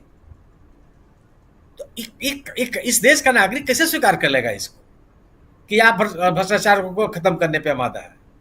जिन कंपनियों के खिलाफ केंद्रीय एजेंसियों ने छापे डाले, उनसे आपने चंदा लेकर के उनकी जांच बंद कर दी। जिनका भ्रष्टाचार साफ साफ दिख रहा है कि 10 करोड़ लाभ कमाने वाली कंपनी 100 करोड़ चंदा दे देती है। ये कौन सा अर्थशास्त्र है? अगर यह अर्थशास्त्र चल रहा है तो फिर कालाधन कौन सा कहलाता है? कालाधन तो ही कहलाता है ना कि जिस आय का आप जस्टिफिकेशन नहीं दे सकते, वो कालाधन है, वो सफेद धन नहीं हो सकता।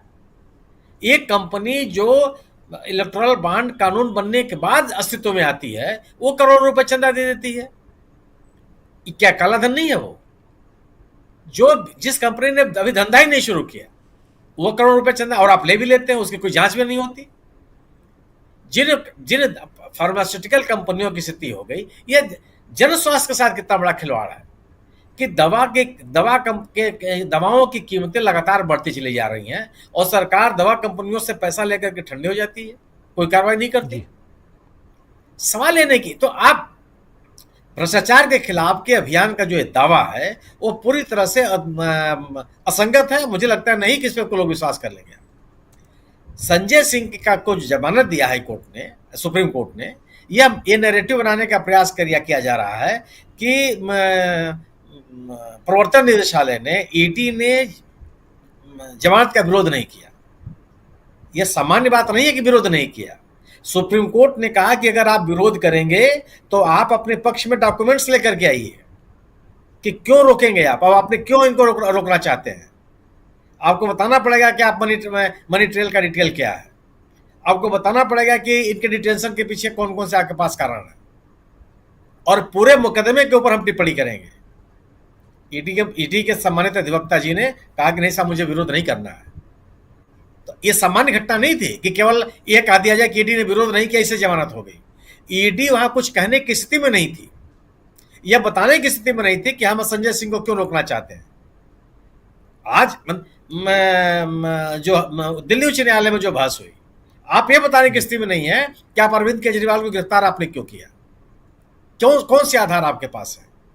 यह कोई बात नहीं बनती कि साहब ये जांच में सहयोग नहीं कर रहे हैं, ये तो किसी के बारे में आप कर सकते हैं, लेकिन पहले ही आपको बताना पड़ेगा कि आपने गिरफ्तारी पूरे के पूरे शराब कांड को लेकर के जो गिरफ्तारियां हुई हैं, सर्वोच्च न्यायालय का संजय सिंह के पक्ष में जमानत के लिए दिया गया आदेश और उसमें उस मुद्दे पर हुई बहस इस पूरे मुद्दे को खोखला बनाती है कि आपके पास कोई भी ऐसा तर्क नहीं था जिससे आप एक चुने हुए सरकार के मुख्यमंत्री को आप गिरफ्तार कर लें।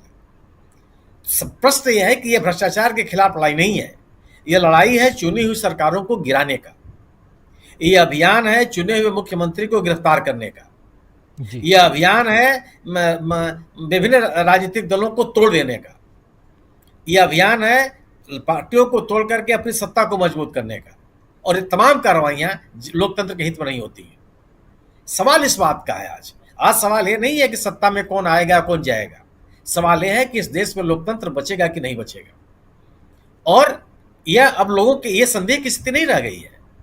जो जिस तरह की प्रवृत्तियां सरकार अपना दिखा रही है, अगर आप एक मुख्यमंत्री को गिरफ्तार कर देंगे, एक आदिवासी मुख्यमंत्री को इस्तीफा देने के लिए मजबूर करेंगे और उसको आप गिरफ्तार कर लेंगे, राजनीतिक दलों को राजनीतिक गतिविधियां संचालित करने के लिए नहीं की अनुमति देंगे, आप उनके आप अकाउंट सीज कर देंगे, 10 साल 15 साल पुराने मामले को लेकर के आप उनके पास वसूली की नोटिस भेजेंगे, कौन सा लोकतंत्र है ये। और आज जब आप नोटिस भेजने की बात कर रहे हैं, कल आप इनकी संपत्तियां जब्त करेंगे, उनके राजनीतिक गतिविधियों पे आप रोक लगाएंगे, चुनाव नहीं होने देंगे आप। जम्मू कश्मीर में जो चुनाव होने की जितने भी आवश्यक चीजें हैं वह सभी आप पूरी कर चुके हैं, क्यों नहीं चुनाव करा रहे हैं। एक राज्य पिछले कई सालों से बिना जनप्रतिनिधियों के है, अपने बिना विधानसभा के है, कौन सा लोकतंत्र के पक्ष में अब ये कार्रवाई हो रही है। तो तब एक गंभीर सवाल लोगों के सामने है।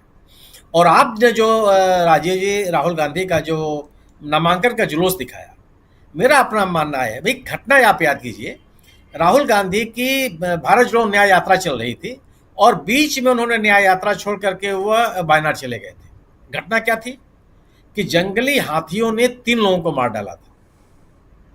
कैसे कोई इतने संवेदनशील जनप्रतिनिधि को भुला सकता है कोई भी क्षेत्र? कहां सुना आपने? एक तरफ यह सरकार मणिपुर में उन महिलाओं के साथ दुराचार होता है, उनके साथ घृणित घटनाएं होती हैं और आप उसका संज्ञान नहीं लेते। और एक प्रतिनिधि, एक नेता जो अपने चुनाव क्षेत्र में, अपने संसदीय क्षेत्र में हाथियों के द्वारा की गई हिंसा कर सकते हैं आप, और उसके शोक संवेदना में शामिल होने के लिए जाता है वो, तो कोई क्या आम नागरिक इस चीजों को समझता नहीं है क्या? कैसे कोई अपने इस संवेदनशीलता को बोल सकता है? मणिपुर में विपक्ष के इस नेता को जाकर के 3 दिन रहने के लिए का समय है, लोगों से संवाद कायम करने, सभी वर्ग के लोगों से ये कहना कि आप शांति बनाए रखिए, और दूसरी तरफ सरकार कोई कार्रवाई नहीं करती। राजनीति में अगर आप संवेदनशीलता खो देते हैं तो आप जनविश्वास खोते हैं, अगर आप लोकाचार खोते हैं तो आप लोकतंत्र में आस्था खोते हैं। अब जब आप लोकतंत्र में आस्था खोते हैं तो आप संवैधानिक संस्थाओं को कमजोर करते हैं। जी बिल्कुल। आप लोकतांत्रिक प्रक्रिया में जन भागीदारी को हतोत्साहित करते हैं, और यह किसी भी देश के लिए खतरे का विषय है, और मुझे लगता है कि इस देश के लोग इसको स्वीकार कर रहे हैं। जी बिल्कुल बिल्कुल, आप सही कह रहे हैं। बहुत सारी बातें हम लोग कर रहे हैं दोस्तों, और बहुत आयामी चर्चा, आज अलग अलग डायमेंशन पे हम चर्चा कर रहे हैं। हमारे साथ जुड़ गए हैं हमारे साथी जयशंकर गुप्त जी। जयशंकर जी, आपका स्वागत करता हूं इस कार्यक्रम में, और सीधे आना चाहता हूं ज़रा जल्दी से डॉक्टर दीपक पासपोर्ट जी के पास में। दीपक जी, आप कैसे देखते हैं इस चुनाव के अलग अलग रूप को? हम समझने की कोशिश कर रहे हैं, और कितनी सारी घटनाएं, एक पे चर्चा करें तो दूसरी चर्चा जो है वो अधूरी रह जाती है, छूट जाती है। अभी इस वक्त थोड़ी देर पहले आप लोग तस्वीर देख रहे थे, सीधे तिहाड़ जेल के बाहर की तस्वीरें हम आप तक पहुँचा रहे थे। किसी भी वक्त संजय सिंह बाहर निकल सकते हैं। आम आदमी पार्टी से राज्यसभा सांसद हैं, और कल ही सुप्रीम कोर्ट ने आदेश किया, उनकी बेल ग्रांट की, और आज उनकी बेल की कॉपी जो है वो पहुंची है तिहाड़। जबकि उसका प्रोसेस ये था कि वहाँ से सुप्रीम कोर्ट से उनके बेल के लिए राउज एवेन्यू कोर्ट में मामला पहुँचा और राउज एवेन्यू कोर्ट ने इस आदेश को तिहाड़ जेल तक पहुँचाया है, लोअर कोर्ट ने। तो एक तरफ वो प्रोसेस आज दिन में आपने देखा, अरविंद केजरीवाल की गिरफ्तारी के खिलाफ याचिका दायर हुई थी, उस याचिका पर सुनवाई, और अब उसी बीच चुनाव का प्रोसेस चल रहा है और चुनावी गतिविधियों में तमाम नेता जो हैं वो दलबल के साथ बाहर निकल रहे हैं, लोगों को रिझाने का काम कर रहे हैं। लेकिन देश की जनता क्या मूड बना चुकी है? देश की जनता जानती है कि आने वाले समय में हमको किसके हाथ में कमान देनी है। क्या इंडिया गठबंधन यहाँ मजबूत दिखाई दे रहा है या नरेंद्र मोदी के दावे मजबूत दिखाई दे रहे हैं, जिसमें उन्होंने कहा है कि पिछला 10 साल जो था हमारा वो ट्रायल था, ट्रेलर था, यानी पिक्चर अभी बाकी है। कैसे देखा जाए? कि अगर ये कहा जा रहा है मोदी साहब की ओर से कि ये ट्रेलर था और अगला जो सत्र आएगा अगले 5 साल 2024 के चुनाव के बाद, मतलब 18वीं लोकसभा के बाद, तब जो है असली पिक्चर चालू होगी। ये बात हो सकता है कि उनके समर्थक उसका इंतजार कर रहे हों। वो भी चाहते हैं कि मोदी जो है वो हमेशा के लिए जैसे कोई राजशाही में होता है वैसे वो घोषित हो जाए, लोकतंत्र खत्म हो जाए, संविधान को रद्द कर दिया जाए, मनुस्मृति लागू कर दिया जाए, वगैरह वगैरह, जो उनके दिमाग में है। उनको ये भी लगता है कि एक तानाशाही सरकार बहुत अच्छी सरकार होती, वगैरह वगैरह। लेकिन अगर मोदी ऐसा कहते हैं तो सबसे बड़ा अलर्ट अगर कहीं गया होगा तो शायद कोर्ट्स को गया होगा, न्यायपालिका को गया होगा, क्योंकि न्यायपालिका इस बात को जानती है कि अगर तानाशाह हो गया तो हम सब जो है हमारी दुकानदारी भी समेट दी जाएगी, हमारी सारी ताकत जो है वो खत्म हो जाएगी। आपने पूछा था, कुछ बिंदु दिए थे कि कौन सा टर्निंग पॉइंट है। मुझे जो एक बहुत महत्वपूर्ण घटना जो लगती है वो ये लगती है, ठीक है, उसमें राहुल गांधी की यात्रा वगैरह जो है वो तो हम उसके बारे में बहुत बार चर्चा कर चुके हैं। इन सबका इंपॉर्टेंस है, मतलब आप किसी को एक को खारिज नहीं कर सकते और किसी एक को सर्वाधिक महत्वपूर्ण नहीं कर सकते। लेकिन मुझे जो सबसे महत्वपूर्ण जो बात लगी इस दौरान, जहां से मुझे लगता है कि टर्निंग पॉइंट है, वो था सुप्रीम कोर्ट के द्वारा मणिपुर की घटना का स्वतः संज्ञान लेना। और वो पहला मौका था, आप याद कीजिए राजीव जी, कि मोदी साहब को मणिपुर का म भी बोलना पड़ा और उसको पूरा का पूरा मणिपुर जो है उसका उच्चारण करना पड़ गया था, चाहे वो 2.5 मिनट का ही था, बड़ा मुश्किल, बहुत ज्यादा नहीं था वो। लेकिन सुप्रीम कोर्ट की ताकत का एहसास, सुप्रीम कोर्ट को तो है ही ताकत का अपनी एहसास, लेकिन जनता को भी हो गया। और उसके बाद देखिए न्यायपालिका जो है धीरे धीरे अपना विश्वास जो है वो अर्जित करना शुरू कर दिया है। मुझे ऐसा लग रहा है कि इस समय जो है अरविंद केजरीवाल का लगता नहीं कि आज कोई फैसला आएगा, लेकिन शायद कल भी कुछ दलीलें मांगी गई हैं, ऐसा मेरा ख्याल है। जो मेरे पास जो कुछ सूचना है उसको आप अच्छी तरीके से उसको एग्जामिन तक बता सकते हैं कि क्या होना है, आज निर्णय आएगा, कल आएगा, जब भी है। लेकिन अब जो है सही बात है कि सुप्रीम कोर्ट में ही जाए ये मामला तो सबसे बढ़िया है, क्योंकि हाईकोर्ट तक का अभी टेंडेंसी ये है कि हाईकोर्ट के जजेस ने देख लिया, जस्टिस ने देख लिया है कि ऐसे बड़े फैसले हैं, सबसे अच्छा ये है कि वो डाल दिए जाए सुप्रीम कोर्ट पर और सुप्रीम कोर्ट ही वो ऐसे फैसले लेते जाए। आपको याद होगा कि राहुल गांधी के मामले में भी जो था, उनकी जो सांसदी छीनी गई थी, उसके मामले में उन्हें न्याय कहाँ मिला, हम ये सब देख रहे हैं। इसका जो अभी जो मामला हो रहा है अरविंद केजरीवाल का, ये भी एक महत्वपूर्ण टर्निंग पॉइंट है। इसमें सबसे बड़ी बात यह हो रही कि वो जितना इस मामले में बोल रहे हैं उतने ही ज्यादा भारतीय जनता पार्टी लगातार एक्सपोज हो रही है। उस दिन जो 8.5-9 मिनट का जो ऑडियो वायरल हुआ, उसके कारण बहुत सारी बातें कोर्ट रूम के बाहर से निकल के जनता के बीच गई। उसके बाद जो संजय सिंह जो बाहर निकले हैं, तो कल भी अगर होती है इसके ऊपर और जो बहुत सारी बातें होती हैं, तो इसका मतलब ये है कि सुप्रीम कोर्ट जो है वो जनता के पक्ष में बड़ा मजबूती से खड़ा है, ये लोगों को पता चल गया है। और इसलिए हम आशा करते हैं कि वीवीपैट के मामले में भी, ईवीएम के बारे में अगर कोई मामला सामने आए तो क्या फैसला होता है वो हम नहीं जानते हैं। लेकिन अब लोग ये उम्मीद अगर लगा रहे हैं तो इसका मतलब ये है कि सब कुछ खत्म नहीं हुआ है इस देश में, कहीं न कहीं कोई संस्था है जो विपक्ष के साथ खड़ी है। तो इसलिए एक उम्मीद हमको ये लगती है कि इंडिया गठबंधन को अपनी भी ताकत का एहसास हो गया है और उसको ये पता है कि न्याय कहां पर मिलेगा, वहां पर जाने की कोशिश कर रही है। और ये गठबंधन जो लगातार मजबूत हो रहा है, 31 तारीख को भी देखिए उन्होंने बहुत बड़ी ताकत अपनी दिखाई है। और अब समय आ गया है कि आपने जो भी सीट शेयरिंग के बारे में जो भी कुछ था, लड़ाई झगड़ा हुआ नहीं हुआ, कुछ विवादों कुछ सीटों को लेकर विवाद हुआ, कुछ राज्यों में आपके नहीं हुए समझौते, इन सब के अलावा अब आपको ग्राउंड में उतरना पड़ेगा। तो जो पलटी हुई बाजी है उस पर मुहर जो है वो लग जाएगी, ऐसा मुझे लगता है राजीव जी। बिल्कुल बिल्कुल, पलटी हुई बाजी पर मुहर लग सकती है। हमारे साथ अमलेंदु उपाध्याय जी भी जुड़े हुए हैं। जयशंकर जी, पहले अमलेंदु जी के पास आता हूं। अमलेंदु जी, लगातार हम लोग चर्चा आज दिन में भी करते रहे और अरविंद केजरीवाल का मामला भी बहुत हॉट है इस समय, बहुत गर्म है और उस पर आगे क्या कुछ होता है उस पर चर्चा करेंगे। दिन में भी हमने चर्चा की, लेकिन क्या आपको लगता है कि रामलीला मैदान या कहीं और, या विपक्ष की एकता की मजबूती, ममता बनर्जी का ना आना लेकिन अपने प्रतिनिधियों को भेजना रामलीला मैदान में, ये सारी चीज़ें कहीं ना कहीं एक प्रेशर बनाती हुई दिखाई देती हैं। उसके साथ साथ वीवीपैट को लेकर नोटिस जारी करना, ईवीएम को लेकर चर्चा के लिए राजी होना, ये सारी चीज़ें बहुत कुछ जो है वो घेरती हुई नज़र आ रही हैं मोदी सरकार को, सत्तारूढ़ दल को। निश्चित तौर पर राजीव जी, बहुत सी चीजें हैं जिसमें अब सत्तारूढ़ दल जो घिरता हुआ नजर आ रहा है। विपक्ष की एकता भी सरकार को घेर रही है, मोदी जी को घेर रही है। अदालतें भी अब शुरू हो गई हैं सरकार को घेरना, या कहिए कि सरकार खुद अदालतों में जाके घेरना शुरू हो गई है। जिस तरीके से सारी कील खाके सरकार ने अपने लिए दुरुस्त किए थे, वो सारे कील खाके उखड़ते हुए दिखाई पड़ रहे हैं। मतलब इलेक्ट्रॉनिक बॉन्ड को लेकर जिस तरीके से उसने इंतजाम किए थे, वो सारे इंतजाम उसके फेल होते हुए नजर आ रहे हैं। ये सारी चीजें हो रही है। दूसरी बात राजीव जी, मुझे लगता है कि टर्निंग पॉइंट अगर कोई कहा जाए तो टर्निंग पॉइंट मोदी जी खुद है। मोदी जी ने खुद सारी चीजें तैयार की हैं कि विपक्ष उनके खिलाफ एकजुट हो, सारे लोग एकजुट होकर सरकार के ऊपर प्रहार करें। देश के सामने ये चीज जाए कि मोदी जी या भारतीय जनता पार्टी किस तरीके से देश की संवैधानिक संस्थाओं को नष्ट कर रही है। देश के सामने ये बात खुल करके जाए कि मैच फिक्सिंग हो रही है और मैच फिक्सिंग के जरिए सरकार बनाने की कोशिशें की जा रही है। ये सारी चीजों के लिए मुझे लगता है मोदी जी ही स्वयं जिम्मेदार है, वही करता धरता इसके सब कुछ है, बाकी तो सब निमित्त मात्र है एक तरीके से कहा जाए। दूसरा राजीव जी की जिस तरीके से रामलीला मैदान से हमला हुआ और खासतौर से राहुल गांधी ने जिस तरीके से जिन शब्दों का प्रयोग किया, मैच फिक्सिंग और देश में आग लग जाएगी, ये सारी बातें जिस तरीके से हुई, उसके बाद जो संस्थाएं थी राजीव जी, उनके ऊपर भी एक दबाव पड़ा कि इसका मतलब देश की जनता जो है वो इन बातों को समझ रही है।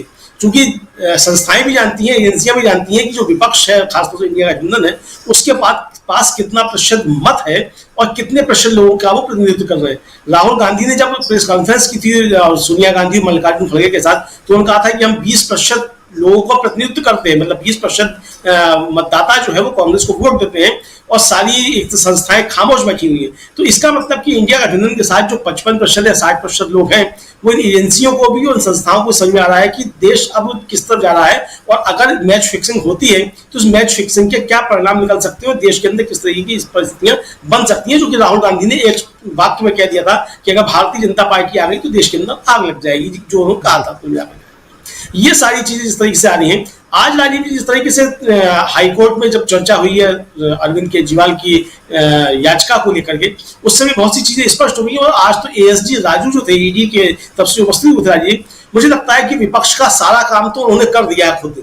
सारी बातें उन्होंने खुद कह दी हैं कि कोई सबूत नहीं है, कुछ भी नहीं है, कोई मनी ट्रेल नहीं हुआ है, सारी बातें उन्होंने कह दी। और जिस तरीके से उन्होंने बात आज तक रखे राजीव जी, वो साफ जाहिर करते हैं कि वो ईडी का वकील या कोई वरिष्ठ वकील वहां बात नहीं कर रहा था, कोई शायद भारतीय जनता पार्टी की तरफ से कोई टेलीप्रॉम्प्टर सामने रख दिया गया हुआ, उस पर वो बातें कर रहे थे। इस तरह की चीजें समझी जा सकती है। तो देश के अंदर ये मैसेज तो चला गया अच्छी तरीके से कि भारतीय जनता पार्टी किस तरीके से कर रही है। इधर राजीव जी मेरे सामने दो खबरें हैं अदालतों की तरफ से। ये कल जो संजय सिंह का मिली उनको जमानत, उसमें बांसुरी स्वराज जो है उनका नाम था जो ईडी की तरफ से वकील उपस्थित हुए होंगे। तो ईडी के वकील जो है हुसैन है, उन्होंने सुप्रीम कोर्ट से कहा कि साहब ये अनजाने में सुश्री बांसुरी स्वराज का नाम जो है वो इसमें आ गया है और केंद्रीय एजेंसी की तरफ से वो उपस्थित नहीं हुई है। इस पर जस्टिस संजीव खन्ना की अगुवाई वाली बेंच ने कहा कि ठीक है, हम इसको ठीक कर देंगे। एक खबर तो ये है राजीव जी कि बांसुरी स्वराज का नाम उसमें सुप्रीम कोर्ट के ऑर्डर में आया और सुप्रीम कोर्ट के ऑर्डर से बांसुरी स्वराज का नाम हटाने के लिए ईडी के वकील ने कहा इनका नाम हटा दीजिए। अब आप समझ सकते हैं इलेक्ट्रॉनिक बॉन्ड कैसा है, बांसुरी स्वराज किस किस को रिप्रेजेंट करती रही है और यहाँ आकर के किसको रिप्रेजेंट कर रही थी, फिर उसका उनका नाम कटा। ये अब चीजें नाम कटाया क्या आया, कुछ ना कुछ तो होगा। दूसरी एक खबर जो है राजीव जी, जो जब हम लोग ब्रेकिंग कर रहे थे तो जिन सांसद महोदया का नाम ले रहे थे प्रशांत जी, उनके बारे में मुंबई की कोर्ट ने टिप्पणी की है कि मालेगांव ब्लास्ट मामले की सुनवाई में बयान दर्ज करने के लिए जो मुख्य आरोपी भाजपा सांसद प्रज्ञा सिंह ठाकुर की अनुपस्थिति से अदालती कार्रवाई में बाधा आ रही है और एनआईए को उनकी स्वास्थ्य स्थिति, मेडिकल कागजात की पुष्टि करने और अदालत को रिपोर्ट करने का आदेश दिया है। अदालत ने। ये दो खबरें अदालतों की हैं जो अभी सामने आई, वो बता दिए। बहुत इंपॉर्टेंट दोनों खबरें हैं और दोनों की चर्चा हम बीच बीच में करते रहे, आज दिन में भी कर रहे थे, बहुत ही महत्वपूर्ण है। कुछ जोड़ना चाह रहे हैं कौन?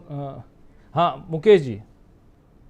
जी, मैं 1 मिनट रुको, मैं एक खबर अभी पढ़ रहा हूँ जिसमें कि जो वीवीपीएटी वाली सुनवाई की बात थी, उसमें मैं ये पढ़ रहा हूँ कि जस्टिस खन्ना ने कहा कि हम नेक्स्ट वीक, जो अभी तक हम लोगों ने अपने बुलेटिन में नहीं बताया है, कि हम नेक्स्ट वीक जो है वो इसको सुनेंगे और उसके बाद नेक्स्ट वीक मंगलवार या बुधवार को हम सुनेंगे और उसके बाद अगर प्रशांत भूषण 2-2.5 घंटे में अपने आर्गुमेंट्स कंक्लूड कर लेते हैं तो हम जल्दी से जल्दी फैसला दे देंगे।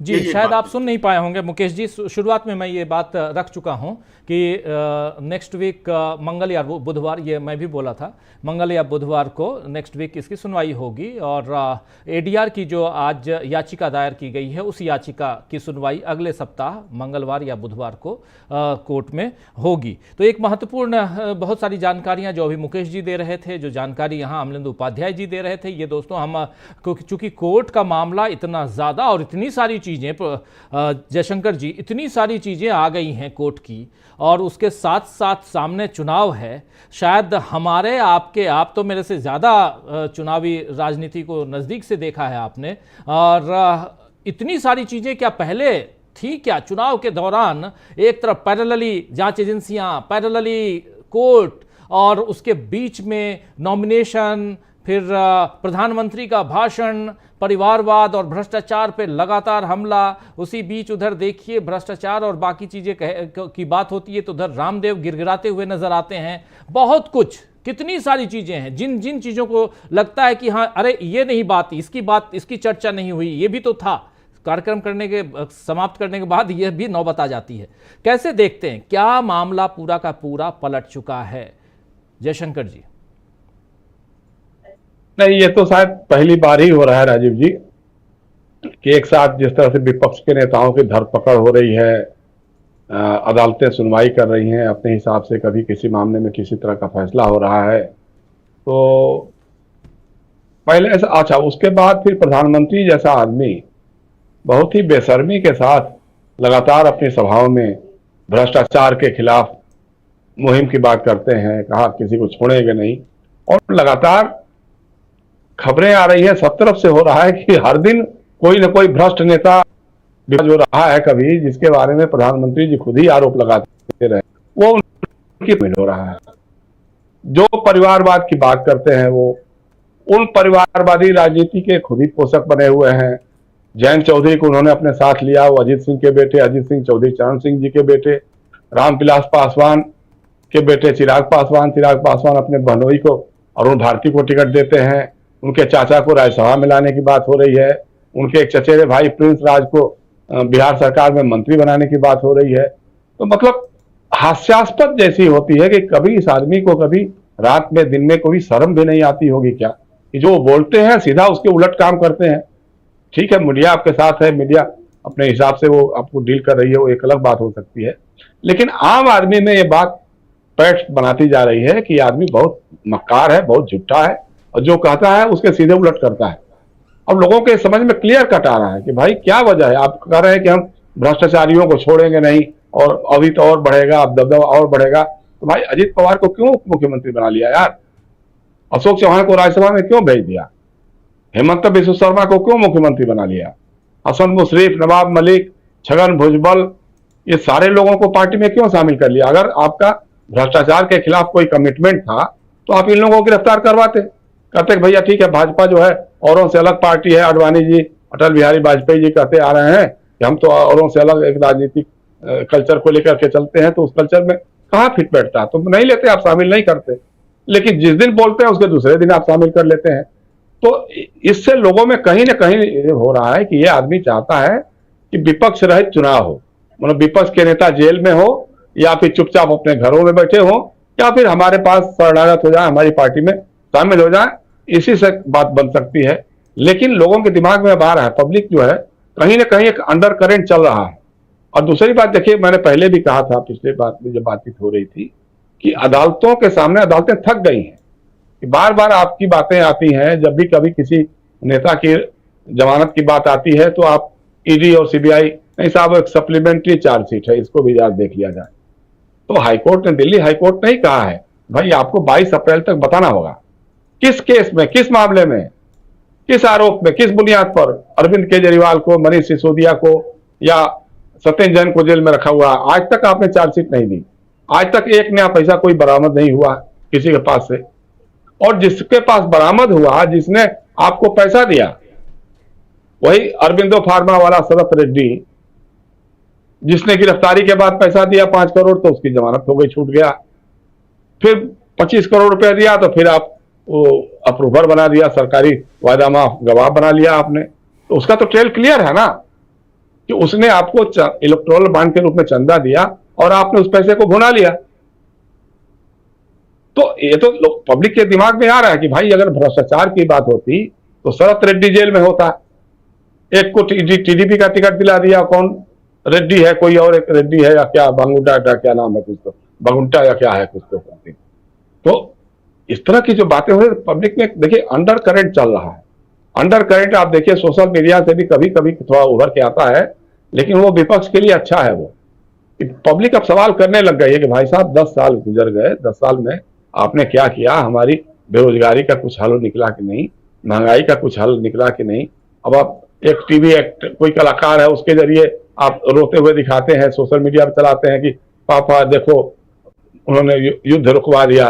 अब उसमें इतनी पैरोडी चल रही है, इतनी पैरोडी चल रही है कि पापा वो रोजगार कहाँ गया, पापा ये कहाँ गया, इतनी चल रही है कि अब ये खुद ही थक जा रहे हैं। तो स्थिति यही हो गई है कि कहीं ना कहीं जो एक चूंकि अल्टरनेट मीडिया भी अभी है इस देश में, तो उसके जरिए भी, और दूसरा यह है कि कानो कान लोगों के दिमाग में, जहन में बात फैलती जा रही है कि इस आदमी के पास कोई विजन नहीं है, कुछ करना धरना नहीं है, सिर्फ विपक्ष को गालियां देते रहिए और उस पे से जो टूटने वाला है, जो कमजोर दिल वाला है या कहीं कुछ है, उसको उठा करके अपनी पार्टी में शामिल कर लीजिए, उसको मंत्री बना दीजिए, उसको सांसद बना दीजिए, उसको टिकट दे दीजिए। तो इसके अलावा कुछ है नहीं। तो ये बात कहीं ना कहीं लोगों के दिमाग में घर घर करती जा रही है और बहुत अच्छी बात है कि चूंकि मीडिया इस तरफ है नहीं, तो उस तरह से बातें उभर के नहीं आ रही है। तो इसलिए उन लोगों के पास ओवर कॉन्फिडेंट होने का, 400 पार और 370 पार के नारे लगाने का मतलब अच्छा है, खुश रही है, उसमें कोई दिक्कत वाली बात नहीं है। अगर ये होता तो थोड़ा वो भी सतर्क होते, सजग होते, लेकिन उनको लग रहा है कि नहीं हम तो 400 पार हो ही जाएंगे। अभी जो ग्राउंड रिपोर्ट्स आ रही है पश्चिमी उत्तर प्रदेश से, मतलब जयंत चौधरी के नाम पे लोग थूक रहे हैं।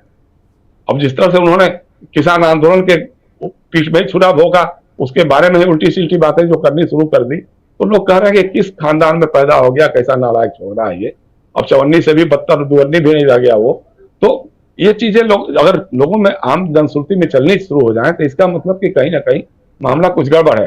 अब उसके आगे क्या करेंगे नहीं मालूम है, क्योंकि इनके अभी तक जो भी इशूज उन्होंने उठाए, चाहे राम मंदिर है, रामलला की मूर्ति में प्राण प्रतिष्ठा है, या सीएए कानून की बात है, या नेताओं की गिरफ्तारी, को लगा कि अरविंद केजरीवाल को गिरफ्तार कर लेंगे और बता देंगे कि देखो भ्रष्ट है, इसने शराब घोटाले में इतना पैसा खाया। अब उसके उल्टे ही सरकार के खिलाफ, केंद्र सरकार के खिलाफ जनभावना हो रही है। पब्लिक आमतौर पर जो भाजपा के समर्थक हैं वो लोग भी कह रहे हैं कि यार ये तो गलत फंसा दिया, बताओ इस आदमी ने गरीबों के लिए किया, महिलाओं के लिए किया, बस का भाड़ा उनको माफ किया, बिजली फ्री दे रहा है, पानी फ्री दे रहा है, तो इसको उठा करके बंद कर रहे हैं क्योंकि डर लग रहा है उसे। अब कल तक की जो हालत बता रहे हैं लोग कि शायद दिल्ली में 1-2 सीट भी अगर भाजपा को निकल जाए क्लियर कट तो बड़ा मतलब बहुत बड़ी बात हो जाएगी। लेकिन अब यही है कि ये बना रहे और बीच में चूंकि चुनाव का माहौल होता है, कौन कब इशू हावी हो जाए, कब कम प्रभावित कर दे चुनाव को, इसमें कुछ भी कहा नहीं जा सकता अभी भी। क्योंकि हमको याद, हम उस बात को कभी भूल ही नहीं सकते हैं कि 2019 में 240-50 सीटों से आगे बीजेपी का, एनडीए का ग्राफ नहीं बढ़ रहा था। लेकिन एक पुलवामा और एक बालाकोट ने जो फर्जी राष्ट्रवाद की लहर चलाई, उसके चलते जिनकी बेड़ा पार हो गई, 303-300 से ऊपर की सीटें हो गई थी। तो अगर इस तरह का कुछ हो, कई बार सुनने में आता है कि साहब वो पीओके को कब्जा करने की बात कर रहे हैं। आज ही खबरों में देखा कि वो जम्मू की सड़क पे वो सैन्य हेलीकॉप्टर लैंड करवा रहे हैं, बड़ी आवाज गूंज रही है, क्या क्या हो रहा है। तो उस तरह का भी कुछ हो सकता है कि मन में ख्याल चल रहा होगा कि कुछ ना कुछ तो करेंगे, कोई एक रणनीति तो, क्योंकि अभी तक की सारी रणनीतियां जो हैं वो विफल हो रही हैं, इसलिए कुछ तो दिमाग में होगा। जयशंकर जी, अब समय निकल चुका जहाँ तक क्योंकि ये होना था, अगर कुछ भी करना था तो फरवरी मार्च बहुत ज़्यादा चुनाव की घोषणा हो चुकी, अब क्या करेंगे, कहाँ पीओके जाएंगे आप वहाँ कच्चा तीबू की बात आपने की, श्रीलंका के उसी में हास्यास्पद हो गए। उसमें जब लोगों ने पकड़ लिया कि साहब 285 एकड़ बांग्लादेश को तो जमीन इन्होंने दिया ना, बांग्लादेश को कितने सैकड़ों एनक्लेव इन्होंने दे दिए। जब मल्लिकार्जुन खड़गे ने उस दिन गिनाया ना, जो जब दो देशों के बीच में समझौता होता है, गिव एंड टेक होता है, तो उसमें तो आपने पूरा का पूरा सरेंडर कर दिया बांग्लादेश के सामने। चीन के सामने आपकी हिम्मत नहीं पड़ रही है। वो अरुणाचल में एक एक गांव का नाम बदल बदल के अपने हिसाब से कर रहा है, और लद्दाख के लोग बार बार सोनम वांगचुक वहां से कर रहे हैं, आमरण अनशन कर रहे थे, अभी अब आंदोलन करने की बात कर रहे हैं। तो वो बता रहे हैं कि बार बार चीन कितना हमारी जमीन हड़प ले चुका है।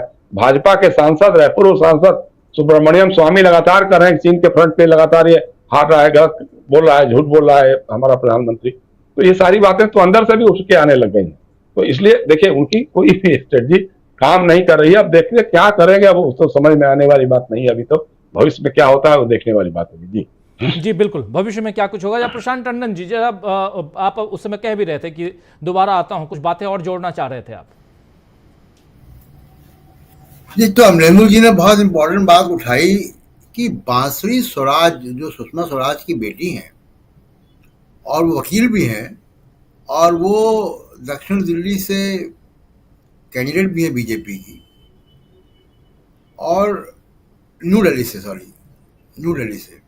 जी, न्यू दिल्ली, तो न्यू दिल्ली से कैंडिडेट भी है बीजेपी की। उनका नाम सुप्रीम कोर्ट में ईडी की तरफ से वकीलों की लिस्ट में था, और कोई एक तारीख में नहीं था, ये सिलसिलेवार कई तारीखों में नाम था। तो जरा ईडी को बताना चाहिए कि ये बांसुरी स्वराज को क्या पेमेंट भी मिल रहा था क्या ईडी से? वकालतनामा उनका था क्या? वकालतनामा तो गलती से नहीं कोई सिग्नेचर कर देता है ना। तो इस पे जरा बात ईडी से आनी चाहिए। दूसरी बात जो इम्पोर्टेंट है राजीव जी, वो ये कि 2024 और 2014 की तुलना कीजिए। 2014 में भी सुप्रीम कोर्ट से ही लगातार गोले दागे जा रहे थे, 2G और कोलगेट और हेडलाइन हैं, 2G कोलगेट, ये सारे मामले थे, ये सारे वहीं से आ रहे, सुप्रीम कोर्ट से आ रहे थे, और अखबारों की हेडलाइन बन रही थी, और उसी अखबारों की हेडलाइन और सुप्रीम कोर्ट, और यही प्रशांत भूषण कोर्ट में खड़े होते थे। आज फिर वही है, प्रशांत भूषण ही इलेक्टोरल बॉन्ड में वकील थे, ईवीएम में प्रशांत भूषण ही है। तो ये जो कहते हैं ना, हिस्ट्री रिपीट्स इटसेल्फ, ये समय का पहिया वापस घूम के वहीं आ गया 360 डिग्री। तो वापस वही चीजें हो रही हैं। मीडिया की हेडलाइन बदल रही है। आज देखिए, इंडियन एक्सप्रेस ने बिल्कुल एकदम कपड़े उतार दिए। इंडियन एक्सप्रेस ने इनके कपड़े खोल दिए एकदम, कि 25 लोग गए बीजेपी में जिनके खिलाफ ईडी के मुकदमे थे, और उसके बाद उन सबके, लगभग सबके 25 में से 23 के पे कार्रवाई रुक गई। ये वॉशिंग मशीन का इफेक्ट। तो आज अखबार में पहली बार ये चीजें दस्तावेज होकर आ गई, वॉशिंग मशीन का कारनामा। धीमे धीमे हेडलाइन बदलेगी, और नरेंद्र मोदी केवल और केवल मीडिया के बनाए हुए हैं। जिस दिन एक ऑब्जेक्टिव मीडिया होगा, वो हिम्मत राहुल गांधी की है कि एक उसने खिलाफ मीडिया में भी वो 10 साल सरवाइव कर गए, 15 साल। जी, मोदी साहब के लिए बड़ा मुश्किल होगा। तो एक तो ये बड़ी तब्दीली है जो आप देखिएगा कि अभी लगभग 2 हफ्ते से भी ज़्यादा बचा है पहले फेज की पोलिंग में। मुझे लग रहा है अभी और घटनाएं होंगी बड़ी बड़ी। और जैसे हम अभी जयशंकर जी शायद चर्चा कर रहे थे कि भ्रष्टाचार की बातें करते हैं।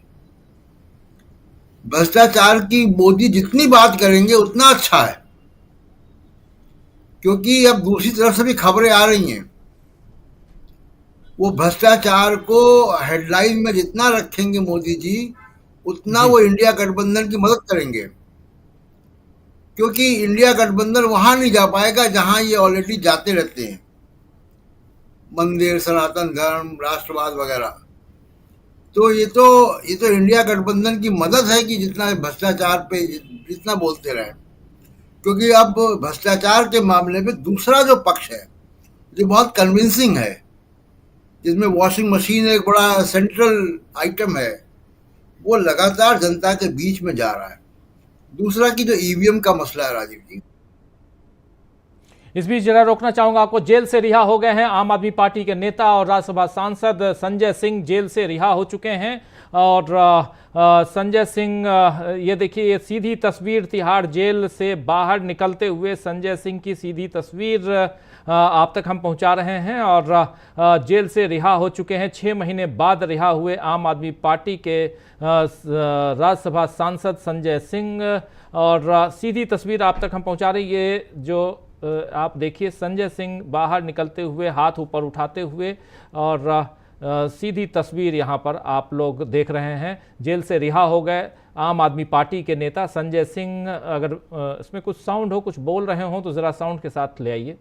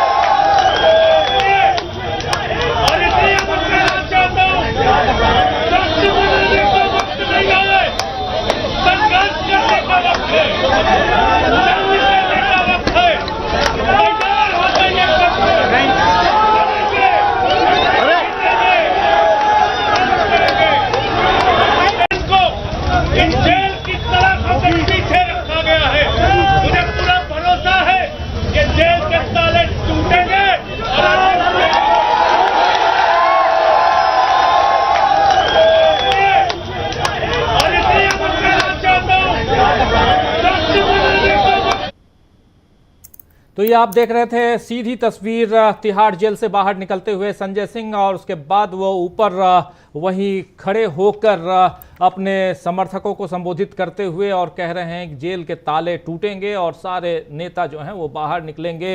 ये जश्न मनाने का वक्त नहीं है बल्कि संघर्ष करने का वक्त है। और ये एक जोश दिखाई दे रहा है संजय सिंह में, एक बड़ी जीत नज़र आ रही है संजय सिंह के अंदर, और ये साफ आप देख सकते हैं। एक बार जल्दी जल्दी आप लोगों के कमेंट चाहूँगा। मुकेश कुमार सिंह साहब, आपसे पहले इसकी शुरुआत करना चाहता हूँ, कितनी बड़ी जीत इसे माना जाए?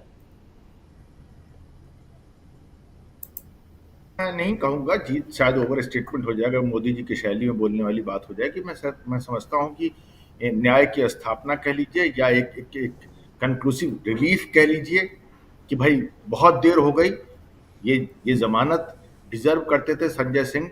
कम से कम 6 महीने वो जेल में रहे, कम से कम 5 महीने पहले डिजर्व करते थे।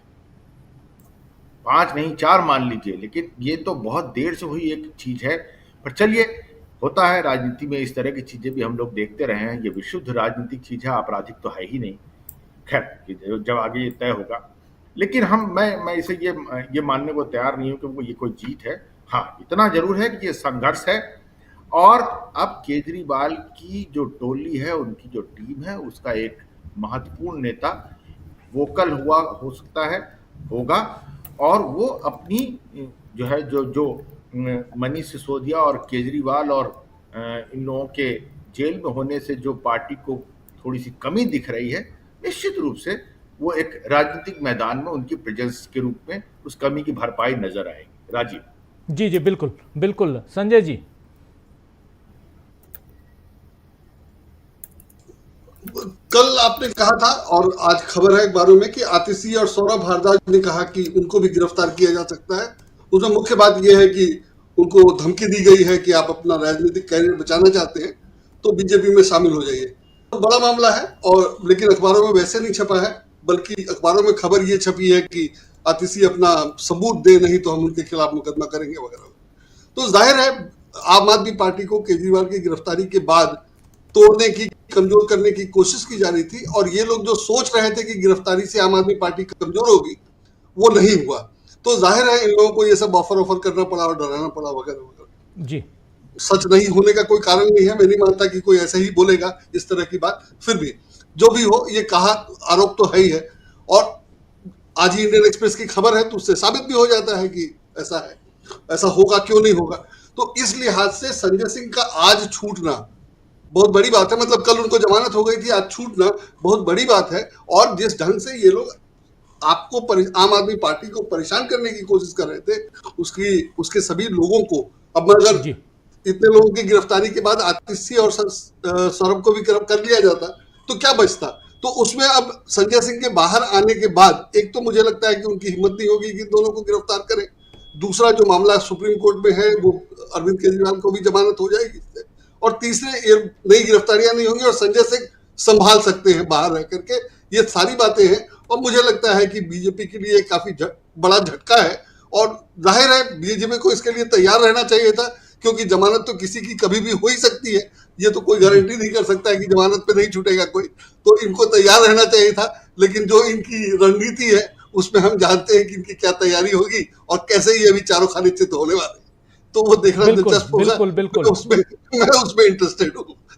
सही कह रहे हैं आप। और लगातार लाइव तस्वीरें आप देख रहे हैं तिहाड़ जेल से बाहर निकलने के बाद संजय सिंह, आम आदमी पार्टी के राज्यसभा सांसद, और आप जानते हैं कि prevention of money laundering act, उसके तहत इनको गिरफ्तार किया गया था। 6 महीने जेल में रहे, और अक्टूबर महीने से लेकर अभी तक, और कल सुप्रीम कोर्ट ने उनकी जमानत याचिका मंजूर कर ली, और बेल को न सिर्फ याचिका मंजूर की बल्कि बेल ऑर्डर भी उन्होंने सुप्रीम कोर्ट ने जारी कर दिया। और उसके बाद संजय सिंह क्या कुछ कह रहे हैं, आइए जरा एक बार फिर से सुन लेते हैं क्या कुछ कह रहे हैं संजय सिंह, और चर्चा आगे बढ़ाते हैं। फिर उसके बाद सीधे जयशंकर जी के पास आएंगे, सुनिए जरा।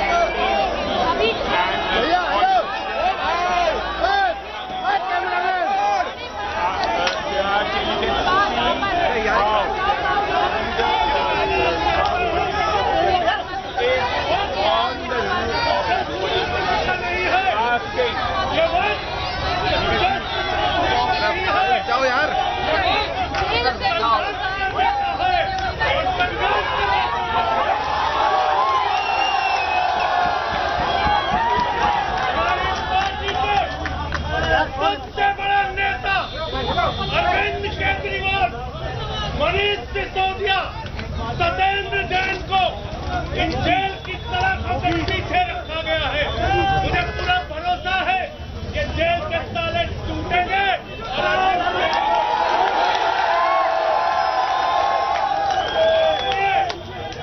और इसलिए मैं कहना चाहता हूँ, शक्ति बदलने का वक्त नहीं है, संघर्ष करने का वक्त है, जंग करने का वक्त है।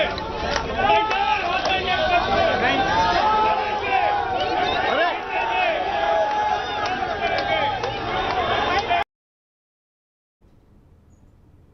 जयशंकर जी, आपकी प्रतिक्रिया इस पे? राजीव जी, ये मोदी सरकार का यह फैसला उनके ऊपर एक तरह से जूते की चपत पड़ गया। उनको लग रहा था कि केजरीवाल को गिरफ्तार कर लेंगे, सिसोदिया पहले ही से जेल में है, सत्येंद्र जैन जेल में है, संजय सिंह जेल में है, तो ये पार्टी चरमरा जाएगी, टूट जाएगी और हम अपना मुख्यमंत्री बना लेंगे, अपनी सरकार बना लेंगे। क्योंकि दिल्ली हर बार उनके आंख में किरकिरी की तरह से चुभते रहता है। भाई विधानसभा हारे, लगातार 3-3 बार हारे, फिर नगर निगम का चुनाव हारे, तो उनको लगता है कहीं ना कहीं सब कुछ के बावजूद कि दिल्ली पे, पूरे देश पे हमारा कब्जा है, राज है, सरकार है, केंद्र की सरकार है, लेकिन दिल्ली पे हमारा कब्जा नहीं है। तो उनकी एक तो रणनीति ये थी। दूसरा, जैसे यही रणनीति उन्होंने झारखंड में नहीं पाई कि झारखंड के भी मुख्यमंत्री को गिरफ्तार करवाया और उनको लगा कि वहां भी जेएमएम टूट जाएगा या उनका गठबंधन बिखर जाएगा और वहां हम अपनी सरकार बना लेंगे। यहाँ दिल्ली में कई बार होता है कि नहीं, राष्ट्रपति शासन भी लागू कर सकते हैं। लेकिन आप देखिए, रात के इस समय संजय सिंह के स्वागत में जितनी क्राउड दिखाई दे रही है और रिस्पॉन्सिव क्राउड दिखाई दे रही है, वो अपने आप में बता रहा है कि जिसको आप खलनायक बना रहे हो तो हीरो बन के निकल गया। और संजय सिंह ने बहुत सही बात कही है कि जश्न मनाने का समय नहीं है, क्योंकि चुनाव का समय है। चुनाव में संघर्ष करना होगा, आपको भिड़ना होगा, लड़ना होगा। और अगर नेताओं की, और अब तो हिम्मत नहीं पड़ेगी इनकी कि अब आतिशी को या सौरभ भारद्वाज को या किसी और को ये छुएं या किसी को गिरफ्तार करें। लेकिन अगर करते भी हैं, अगर इतनी मति बौरा गई है, तो वही हमने कहा था ना एक बार कि विनाश काले विपरीत बुद्धि, तो ये हो सकता है, ऐसा भी नहीं है, होता ही है कभी कभी। लेकिन ये रणनीति इनकी फेल कर गई है। ये जो सोच रहे थे कि विपक्ष विहीन चुनाव कराएंगे और नेताओं को जेल में बंद कर देंगे और हम अपने जीत करके आ जाएंगे, तो इसमें बुरी तरह से फ्लॉप किए हैं। और जो सहानुभूति बनी थी अरविंद केजरीवाल की गिरफ्तारी के बाद या हेमंत सोरेन की गिरफ्तारी के बाद, जिस तरह से उनकी पत्नी निकल करके आई सड़कों पे, जिस तरह से इनकी अरविंद केजरीवाल की भी पत्नी उस दिन रामलीला ग्राउंड में दिख रही थी, जो तेवर दिख रहा था, उससे लग रहा है कि अब सहानुभूति जो है वो समर्थन के रूप में बदल रही है। और मुझे लगता है कि इसका फलाफल जो है झारखंड और दिल्ली के लोकसभा के चुनाव में साफ देखने को मिलेगा। मैंने पहली बार भी अभी कहा था थोड़ी देर पहले कि दिल्ली में अगर 1-2 सीटों पे सिमट जाए या वो भी साफ हो जाए तो बहुत आश्चर्य की बात नहीं है। इसमें इनकी सब तदबीरें एक तरह से फेल कर रही हैं और ये तदबीर भी फेल ही हो गई है। गिरफ्तार करके अपने पैर में कुल्हाड़ी मार ली इन्होंने। इनको लग रहा था कि साहब केजरीवाल गिरफ्तार हो जाएंगे तो लोग सोचेंगे अरे साहब शराब घोटाले में इतना बड़ा पैसा कमाया, ये किया। एक चवन्नी तक आज तक बरामद नहीं हुई है। ये पब्लिक को क्या बताएंगे, क्यों गिरफ्तार किया था भाई? 6 महीने तक संजय सिंह को गिरफ्तार किया, आज तो ठीक है अदालत ने कह दिया कि भाई आप ईडी के बारे में कुछ बोलेंगे नहीं, इस मुकदमे के बारे में नहीं बोलेंगे। लेकिन और तो कोई ना कोई तो बोलेगा ना। भाई 6 महीने आपने संजय सिंह को क्यों जेल में रखा? जब कोई सबूत नहीं है आपके पास, कोई चार्जशीट तक आपने फाइल नहीं की, किस बात के लिए जेल में रखा? उन 6 महीने का हिसाब कौन देगा? इसे हम बार बार सवाल करते हैं कि जैसे दिल्ली यूनिवर्सिटी में जो वो थे, क्या नाम है, असिस्टेंट प्रोफेसर थे जी साई बाबा, उनको आपने गढ़चिरौली के नक्सल के मामले में गिरफ्तार किया था। 10 साल वो आदमी जेल में रहा और 10 साल के बाद वो पूरी तरह से बेदाग छूट गया। तो उन 10 सालों का हिसाब कौन देगा? ये साई बाबा ही पूछ रहे हैं। यही बात कल अरविंद केजरीवाल, मनीष सिसोदिया, सत्येंद्र जैन और संजय सिंह पूछेंगे। जब मंचों पे पहुंचेंगे, जब सवाल करेंगे तो पब्लिक का अपना रिस्पॉन्स अलग ढंग का होगा। तो इसलिए मुझे लगता है कि भाजपा के लोग कहीं ना कहीं उलझ गए हैं। दूसरी बात एक मैं छोटी सी कहना चाहूंगा राजीव जी, जो सुप्रीम कोर्ट का फैसला आया है ईवीएम और वीवीपैट के बारे में, उसमें पॉलिटिकल पार्टी के अंदर भी जागरूकता और उनकी जो चुनावी मशीनरी है उसका मजबूत होना बहुत जरूरी है।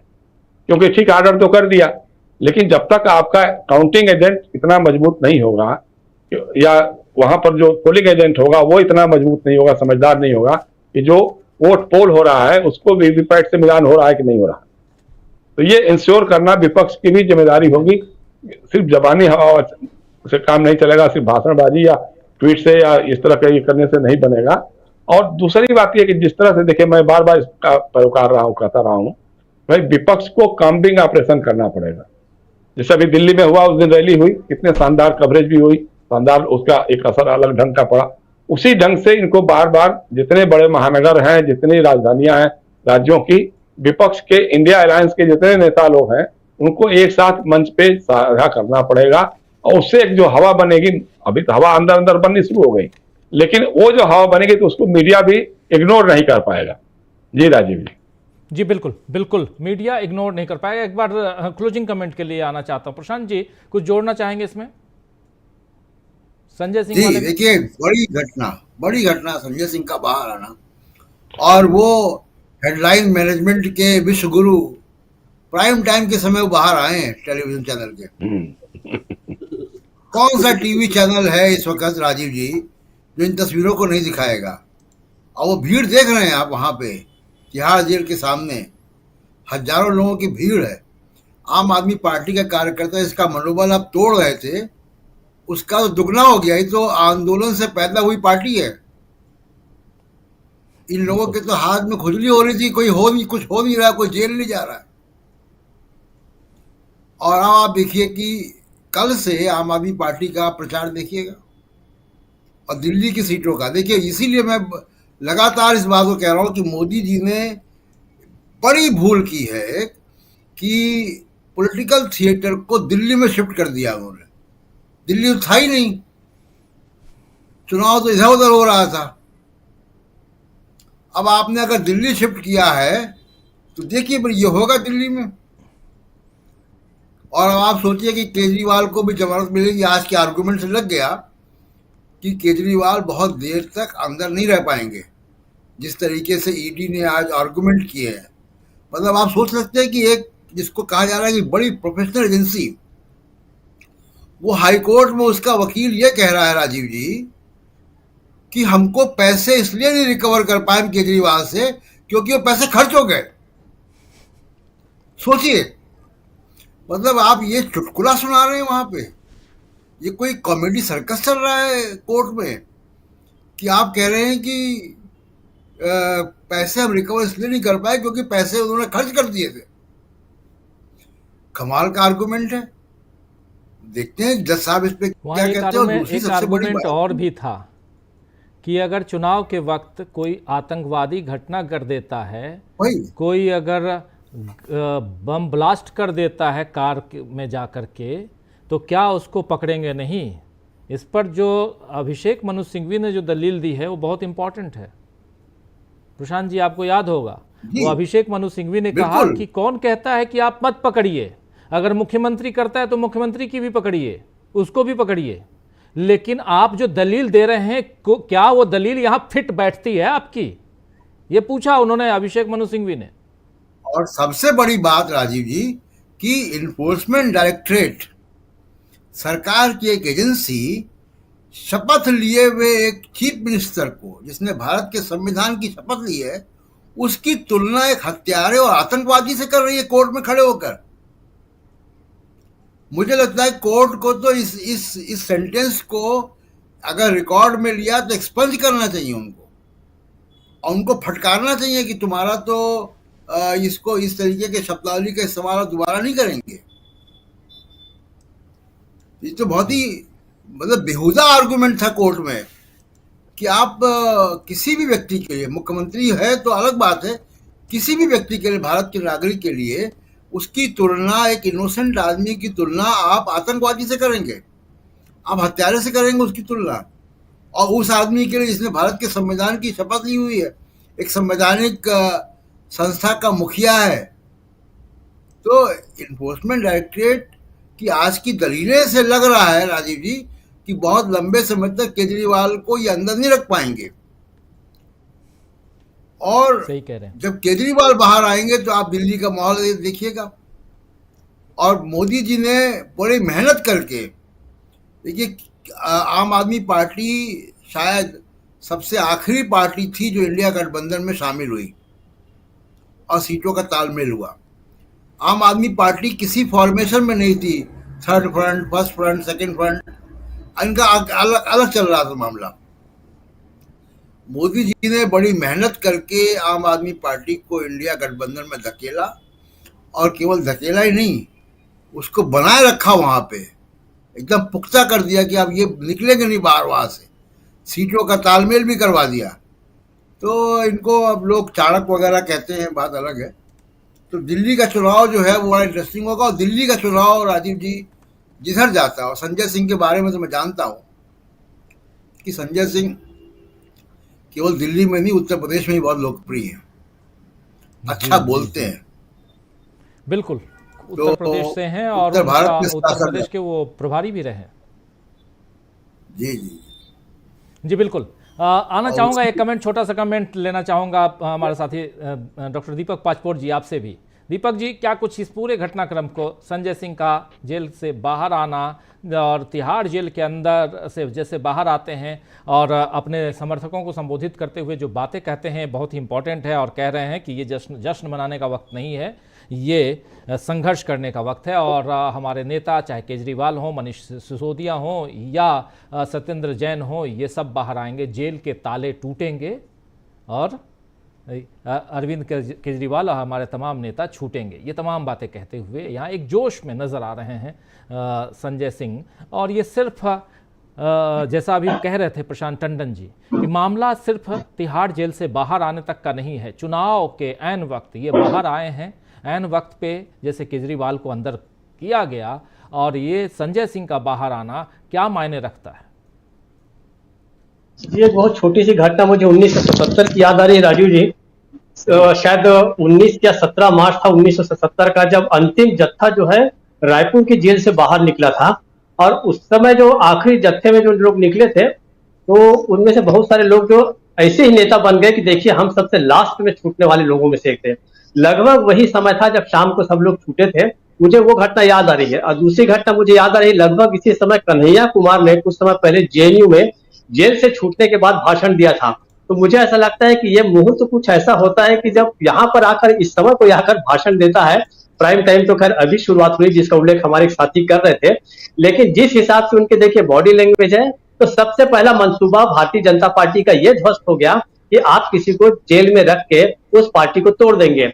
एक नैरेटिव ये चलाया गया था कि संजय सिंह को आपने दे दी बेल और अरविंद केजरीवाल को नहीं दिए, तो इसके कारण जो है आम आदमी पार्टी में फूट पड़ सकती है।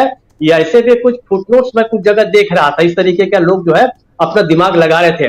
लेकिन जिस हिसाब से संजय सिंह ने यहाँ पर आकर कहा कि जब तक अरविंद केजरीवाल जेल में है तब तक कोई जश्न भी नहीं होगा और ताले टूटेंगे वाला जो मामला है, यह निश्चित रूप से आंदोलन से निकले लोग हैं तो इस भाषावली को भी समझते हैं, और उसके अनुसार जो है अगले 2-3 दिनों से देखिए और जो है माहौल बदल जाएगा। और इसका एक इम्पैक्ट ये भी पड़ेगा कि अरविंद केजरीवाल के भी छूटने के चांसेस बढ़ेंगे और बाकी सभी लोगों के छूटने के चांसेस बढ़ेंगे। लास्ट लाइन मेरी कि अब जो और लोगों को जो गिरफ्तार करने की बात चल रही थी कि आतिशी को भी गिरफ्तार किया जा सकता है, सौरभ को भी गिरफ्तार किया जा सकता है, कुछ लोगों ने बहुत वाहियात किस्म के कमेंट राघव चड्ढा को लेके किए जो कहीं विदेश में है कि आ जाओ तुम्हें जेल बुला रहा है वगैरह वगैरह, इस तरीके की चीजें हैं। लेकिन अब मुझे नहीं लगता कि इसके बाद कम से कम चुनाव तक तो है भारतीय जनता पार्टी जो है वो ऐसा कोई दुस्साहस नहीं करेगी जिससे उसका अपना नुकसान हो। निश्चित रूप से बड़ा पॉजिटिव संदेश जाएगा ये दिल्ली के अंदर, और आम आदमी पार्टी के जो कार्यकर्ता हैं वो भी और मेहनत से काम करेंगे, ऐसा मुझे लगता है राजीव जी। जी जी बिल्कुल बिल्कुल। अमलेंदु जी आपसे भी एक कमेंट चाहूंगा। अमलेंदु जी देखिए राजीव जी, मुझे लगता है कि ये आम आदमी पार्टी के लिए तो बूस्ट है ही एक तरीके से, और ये पूरे इंडिया गठबंधन के लिए भी एक मजबूती मिल गई है, क्योंकि संजय सिंह जो है वो लगातार उन मुद्दों पे मुखर रहे हैं जिनको लेकर के कांग्रेस या इंडिया गठबंधन पहले से उठाता रहा है। खासतौर से जिस तरीके से राहुल गांधी ने अडानी के मसले को उठाया था, उस अडानी के मसले की वजह से ही संजय सिंह जो थे वो इस चक्कर में सब फंसे जा करके, क्योंकि नारे जो लग रहे थे राज्यसभा में जब मोदी जी बोल रहे थे उन्होंने अपना छाती पीटी थी एक अकेला सब पे भारी, तो हालांकि वो मोदी जी कितने भारी हैं कितने हल्के हैं वो तो मोदी जी जाने, लेकिन वो उसके वो जो सदन के अंदर सब चल रहा था उसमें संजय सिंह की भी एक बड़ी भूमिका थी। तो अब मुझे लगता है राजीव जी की रामलीला मैदान से जो जबरदस्त तरीके से कौन दी गई और जिस तरीके से वहां से प्रहार हुए, ये अब प्रहार मोदी जी के ऊपर, सरकार के ऊपर बढ़ेंगे। और आज जो हाईकोर्ट में हुआ, उसके बाद जिस तरीके से संजय सिंह बाहर आए, ये सारी चीजें कुल मिलाकर राजीव जी अब भारतीय जनता पार्टी के खिलाफ जा रही हैं और माहौल यहां से बनना शुरू हो चुका है। बिल्कुल, माहौल जो है बनना शुरू हो चुका है। यही हम कह भी रहे थे। अपनी चर्चा की शुरुआत हमने यहीं से की थी कि इंडिया गठबंधन ने कैसे पलट दिया है चुनाव। और अभी आप देखिए कि एक इसका एग्जाम्पल सामने है कि छूट कर बाहर निकले संजय सिंह बेल पे ही रिहा हुए हैं, लेकिन इससे एक उत्साहवर्धन तो बहुत ज़्यादा होगा आम आदमी पार्टी में खासकर। और दिल्ली की सीटें ही नहीं बल्कि दिल्ली, पंजाब, हरियाणा और साथ में कांग्रेस पार्टी के साथ इन तमाम राज्यों में, पंजाब में तो खैर फ्रेंडली फाइट है, लेकिन हरियाणा में, दिल्ली में, गुजरात में, गोवा में, इन तमाम राज्यों में एक अलग असर दिखाई देगा संजय सिंह के अब निकलने के बाद। और कब तक बाकी जो इनके 3 नेता हैं, मुख्यमंत्री अरविंद केजरीवाल, मनीष सिसोदिया और सत्येंद्र जैन, ये कब तक बाहर आते हैं ये देखना होगा। लेकिन कोर्ट से लेकर सड़क तक माहौल जो है वो गर्म है और उन सब के बीच चुनावी प्रक्रिया जारी है और उस पर हमारी निगाहें टिकी हुई हैं। ईवीएम पर भी निगाहें टिकी हुई हैं। अगले सप्ताह मंगलवार या बुधवार को इस पर सुनवाई होगी, तो बहुत कुछ होना बाकी। बहुत बहुत शुक्रिया अदा करना चाहता हूं हमारे साथी आप तमाम साथियों का, मुकेश कुमार सिंह साहब, प्रशांत टंडन जी, संजय कुमार सिंह साहब, डॉक्टर दीपक पाचपोर जी, अमलेंदु उपाध्याय जी, साथ